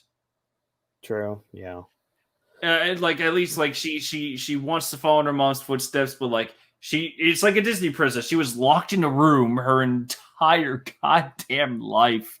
Yeah. That messes a person up, and we saw that. Like, she's a coward, but as time went on, she trusted Luffy, and she learned about her mom, learned about like, oh, we gotta do this, and then learned about this power. It's like, at least she has, I feel like she does a lot more than F tier, maybe D tier. Yeah, I was gonna say I would say put her under Sentomaru. I agree. Yeah. Wait, no. Uh-oh. Perfect. Oh my god. Fine. I will have my way with this Johnny Depp fuck. Just for that, put Caribou in Spondum. Wait, what? Oh god, Caribou. Yeah, no. Put him in Spondum. Get out of there. I hate him. But Whawkins, aren't you glad that he came back in Wano? No, because why did he? Because he's important to the narrative. How? What is he gonna do that's so important? Tell me. Show me. Why? Why have the cover story of him getting to Wano? Fuck Caribou. Whawkins, you must know that Wano's a very dirty arc, so it needs someone dirty like Caribou, and that's why he is the best character. I heard earbuds hit the ground. Oh, it's her glass. I hate Caribou. I do too. Next. Madame Charlet. Oh, Or she's Shirley. cool. Yeah, I would put her in C tier. Yeah. I liked her in the Roger flashback too. Oh yeah, where she's like oh yeah, that was cute. She's Yeah. 8 years old and she's like, oh, he's gonna come back one day. Yep. He might fuck us over. Oh. Yes, Um, solid C character.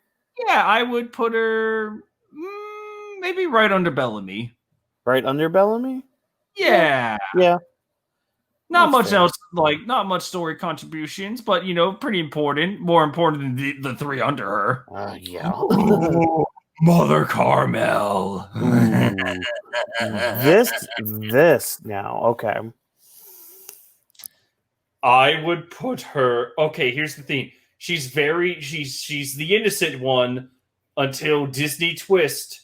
She becomes like a villain, and she turns out to be like this child seller to the Navy. I'm Like a thinking human- B tier. B tier, or wait, did you say B tier? Yeah, B. I can see that. Yeah, a secret human trafficker disguised as a nun. Yeah, like That honestly, made it in with the probably. giants too. Yeah, Like probably bottom of B tier. above Shaggy. Yeah. Without a doubt. Yeah. Actually, you know what? Maybe above Puddin'. A little more consistent than Puddin'. Yeah, I know because weird for the Disney twist, but like she did more for the story than Puddin' did so far. Yeah, It's probably going to change by the end of the series, but I think Mother Carmel is a more interesting character than Puddin' is at this time. no, I could agree with that. Is she better than Baby 5? I kind of want to say yes. Yeah, she's better written. Honestly, I put her next to Carrot. Actually, you know what? Above Carrot. If that's the case, put her above Bardo. Well, we're on that case. Let's put her above the Gross. Oh shit, no, not that. No. I kind of like this though. There's Rock's Pirate's Big Mom, kind of spawned by Mother Carmel. Yeah, like that. We have our own little fanfic going on. Our symbolisms. Oh shit! All right, what we got? Who's this guy? It's one of the Monkey Brothers from Jaya. Oh my god, it's been an age. I'll let you handle this one. I have no memory of him whatsoever. I mean, they help the Straw Hats get to Skypea. Pretty much it. I mean, I would put them in D tier, probably underneath Kami. All right. And when we get to the other Monkey Brother, he can go right next to him. Very well. Oh, Smoker. Hello. A tier. A tier. Absolutely A tier. I would put him right above Arlon. And right with Nico Robin. I feel like with the story potential we have left with Smoker, combine that with he's going to be like the renegade Marine. Like him alone, he's much more just as a concept. I know everyone. I know he had his fall from grace during the post time skip. But I truly believe it's like when he has that moment during the final struggle or final war, it's gonna be like, oh, that's why the failures added up. So we can have this moment. He's gonna be the next fleet admiral. I'm thinking he's gonna die. Oh, that's right. You do have that theory of him dying. Mm-hmm. I feel like it's gonna come to the point where when Luffy gets out of Onigashima with Kaido dead, and everyone's like, all right, Marines, it's time to take action. We're going to destroy every single pirate house. We're engaging in all-out war, and it's probably going to kill a lot of innocent people, but hey, if they're on pirate islands, that's their fault. And then Smoker's gonna rise up and like, whoa, hell no. I know I'm like the tough guy around here. I'm like the renegade. This is going way too far. There have to be limits, man. Yeah. Magma Fist. Yeah. I feel like his rebellion is going to be like his defiant act, and how it goes along from there. It's just going to make him even a better character. Yeah, because didn't you say that you wanted Kobe to take like his Jeet? Yeah, because take over. Yeah. Yeah, because the Jit would be like burned or like, well, at least like again symbolisms. But like you could have the Jit fall in front of Kobe. Yeah. Yeah. Okay. I believe he's firmly right there in A tier. Yeah. Cavendish. Oh. I swear to God, there's like a Hakuba somewhere in here. I swear, yeah. Honestly, put Cavendish next to probably underneath Bardo. Yeah, I can see it. Like just like the Card Warriors 4. Yeah. And I mean the only reason Bardo's above him is because, he worships the ground Luffy walks on, so plus there's like a little more character than Cavendish, at least as of right now. Ooh. If this was Card Wars 4, fucking SSSS plus tier. Like, unless Goldie Roger is added to Pirate Warriors 4, then is at the top of the goddamn list, right with Kaido. But unfortunately, this is story-wise. Now, God, this is... Okay, do you find... Okay, this is going to be a tough question to ask. I know that she's very disappointed because she really didn't do that much during the final part of Whole Cake Island. She didn't really do that much of anything.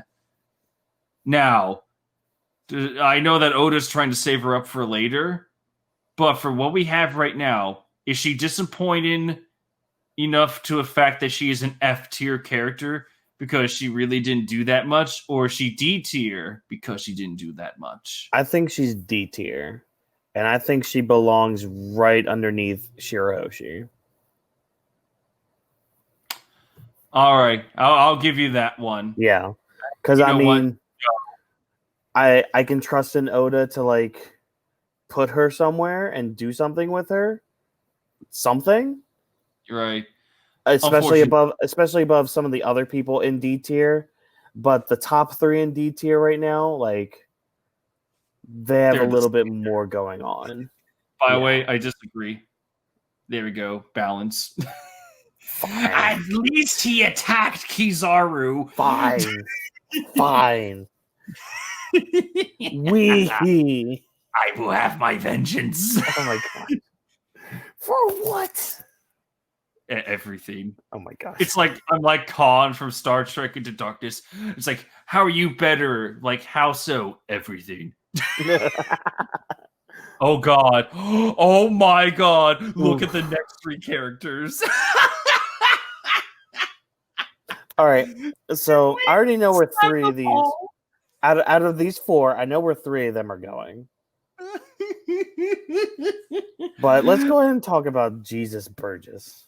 I would say that he is D tier. He's truly, for a Yonko commander, he's, I know, kind of pathetic, because every time we saw him in the one accomplishment that we saw him have in this entire story was, oh wait, no, there's 2 accomplishments: shooting Whitebeard and winning a round in the Dressrosa tournament. Other than that, he's been owned in every other situation. Honestly, where you're right, I would actually put him at bottom of C. Because I actually really like his design and his aesthetic. I mean, D tier has good designs too, but yeah. All right, you know what? You're right. At least he does more. More, and coming Blackbeard final war arc. There's probably still potential. So yeah, you're right. So the next 3, we pretty much know where they're going. 1, 2. Okay, we should clarify. So Spandam, St. Charlos, and wait a sec. Hold on. Squardo and Spandam and Friends? Really? Yes. Really? Yes. Are you sure?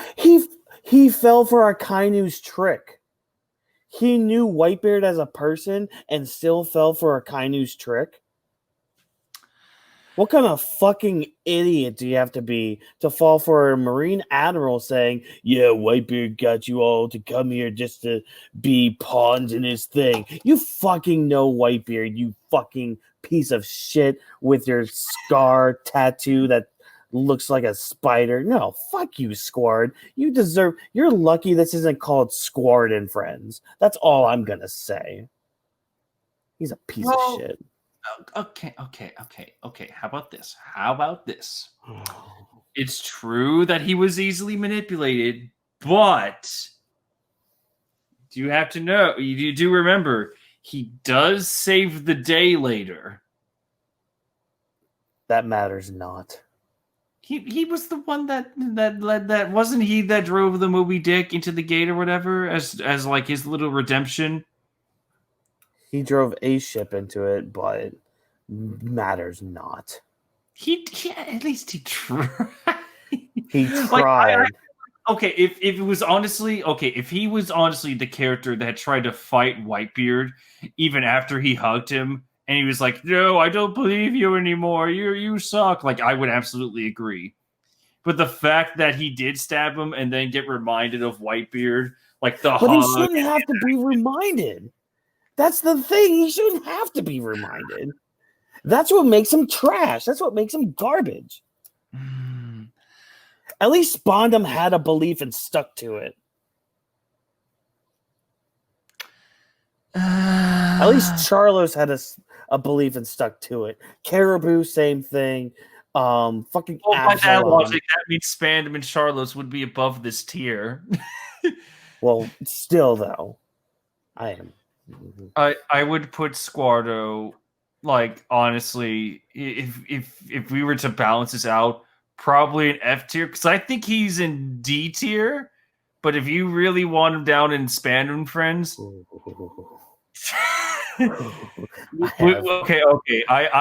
okay, you can say no to this. All right, you can be a successful Hamilton and say no to this. But if I proposed that Squardo could be an F tier to reach the balance between us two, would you accept, or do you just want to keep him in Spandam and Friends?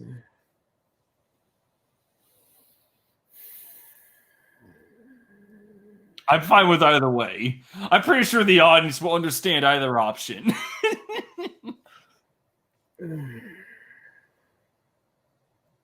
Here's my thing. Look at the people in F tier. They were at least built up to be something, but failed. Squardo had no build-up, except for being an ally of Whitebeard, betraying that trust that he should have already had regardless. That's what puts him in Spondam and Friends. Because he's a piece of fecal matter from my cat's litter box that's been sitting there for 12 days. He is a diarrhea of dog poop on the lawn of my apartment complex that somebody didn't pick up. That sat there in 100-degree weather. You should really get on that. You should get like a plastic bag at that point. Those are my feelings. If the groundskeeper is going to take care of it, then I highly recommend it. Those are my feelings towards Spondam. All right, but we'll leave it there. Do we really need to clarify St. Charlos and Spandam? Do we really need to clarify? Especially to all of you that have watched me in the past. Do you really want me to fucking clarify Spandam? After all the jokes of killing him. Oh. I think we're good. Yeah. Again, like anyone that sees my old videos, there's a reason why I try to, like, I make Spandam the rage dummy and why I kill him in every single edit.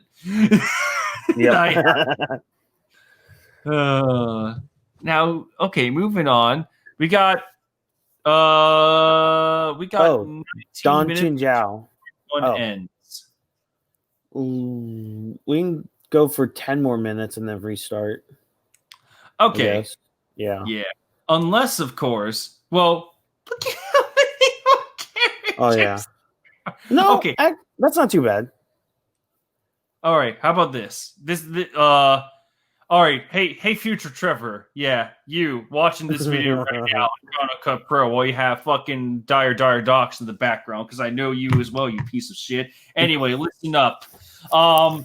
Just cut this conversation out. Literally, it's just gonna be Whawkins and I just discussing whether we should like finish this up another day or try to finish this whole thing tonight.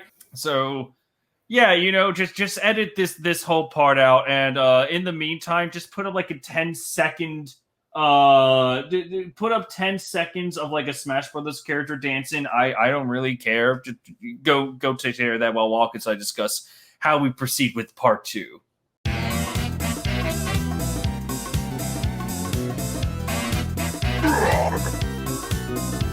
All right, thank you. So basically what's going to happen is that don't worry, audience, this won't affect you in the slightest because we're going to put this in 2 parts, at least for the 2 of us. So if you notice a change in wardrobe, in possibly lighting, or even sound quality, if it comes to that for whatever reason, I don't know why that would be a thing, but yeah. We're going to spend about 10 more minutes on this part because fucking StreamYard has a streaming limit, god damn it. And we want to be, it's almost 11 p.m. over in our time. So we want to make sure that we're well rested because we're going to be doing a chapter reaction tomorrow, kind of. Yeah. Again, on StreamYard, more like a private affair because I can't stream publicly on YouTube. So, yeah, we want to be sure we're well rested because we have a lot more characters to cover. Yep. Oh, this is fun. Yeah, this is honestly the most fun I've had discussing One Piece in quite a while. Yep. So yeah, we're gonna spend a few more minutes just trying to knock a few of these out, and then we'll go, and then literally you're just gonna see like a little flashing edit. Future Trevor, when it's time for part 1 to end, I'll let you know when to edit that in so we can select part 2. And then part 3 if it truly comes to that. Oh, let's hope not. All right. Well, I won't mind if there's a part 3. I mean, I won't mind either, but oof, Look that's a lot to talk about these characters. Oof. how many more we got. I know. Again, some of them will be quick. Some of them will be like, yeah. Some of them Like, will have for discussion. Old Don Shinjao. Where's Sai? C tier. You want to put him like a tier below because he's old and useless now? Yeah, put him Right below Fukurokuju. Really? I would I say mean- for like, for at least the legacy he has, at least with Betty. True. Yeah, put him right there because he at least like got a good fight out of Luffy. Yeah. All Let's see. Oh, Stussy. Stussy. Mm. If you say S tier, I swear to God. You're right. Triple S tier. But No. she was interesting, like an interesting twist. CP0 agent. Did she come back from the Reverie? Yes, she was with Lucci, and I think Kaku was there. I think that's where we got that reveal. Yeah, she didn't really do that much though. She was kind of like the background, like, "Hey, I'm here." Yeah. C tier. Yeah, because she hasn't really done much. Yeah, all she did was shoot that crime boss. One of the leaders of the underworld in the back. And then it was revealed. Oh, I'm Aegis Zero. Her. And it turns out that let's face it, if it wasn't for her back shot, I was about to say backstab, but it was a back finger shot. Yeah. Cake Island wouldn't be in the state it is in right now. True. So now, where does she go in series? I would put her right above Hack. Okay. Under Shiryu, but right above Hack. That's fair. Like I like how Hack is just like, yeah, C tier. He had a few feats, but that's it, a few feats. Whereas anything above that is like characters that actually accomplish stuff. Mm. Oh. This is post time skip Chopper.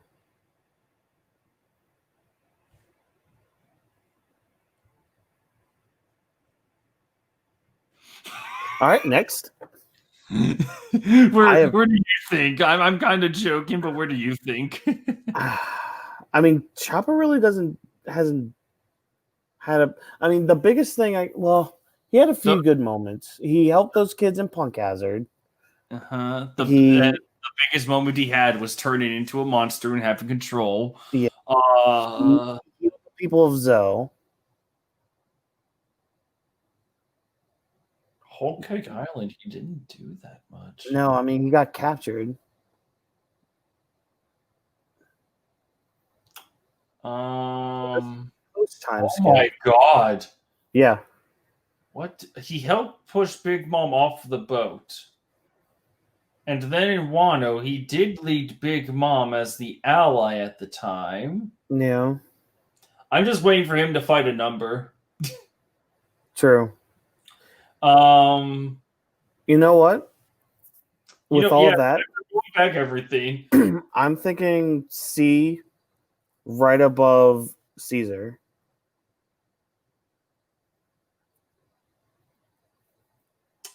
I don't know. He did stuff.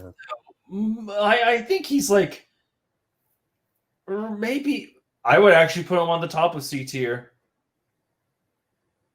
Post time skip. Just for what he did so far. I know he didn't really do that much. Like, more. How about this? Balance it out. Under Ben Beckman. Fine by me. Ooh. Sugar. Ooh. This might be the grand finale here. Oh my God. So for power. Insane. Yeah, that power we're talking about S tier almost. Mm-hmm. Maybe A tier, but as character? Doesn't really do that much. Just literally the one expression she had was shocked face. Yeah. For contributions to the story, like for everything that she did in Dressrosa and how she was tied into that, that alone would be worthy of B tier. However, she has no character whatsoever. So I would probably put her like lowest of C tier, lowest of C. Because at least Jesus and everyone else has a personality. That's going to be out of context. At least Jesus has a personality. We still have a few minutes. All right. King Cobra. Where's Riku? He is in B tier. I put him above Riku. I wholeheartedly agree. Because I mean, honestly, they're kind of the same character. But Riku's a little better. No, not Riku. Sorry, Cobra's a little better. Yeah. See. Here's the thing. Riku did not have a scene where he led Luffy and friends to the bathhouse. That is true. And had a very chill conversation with them.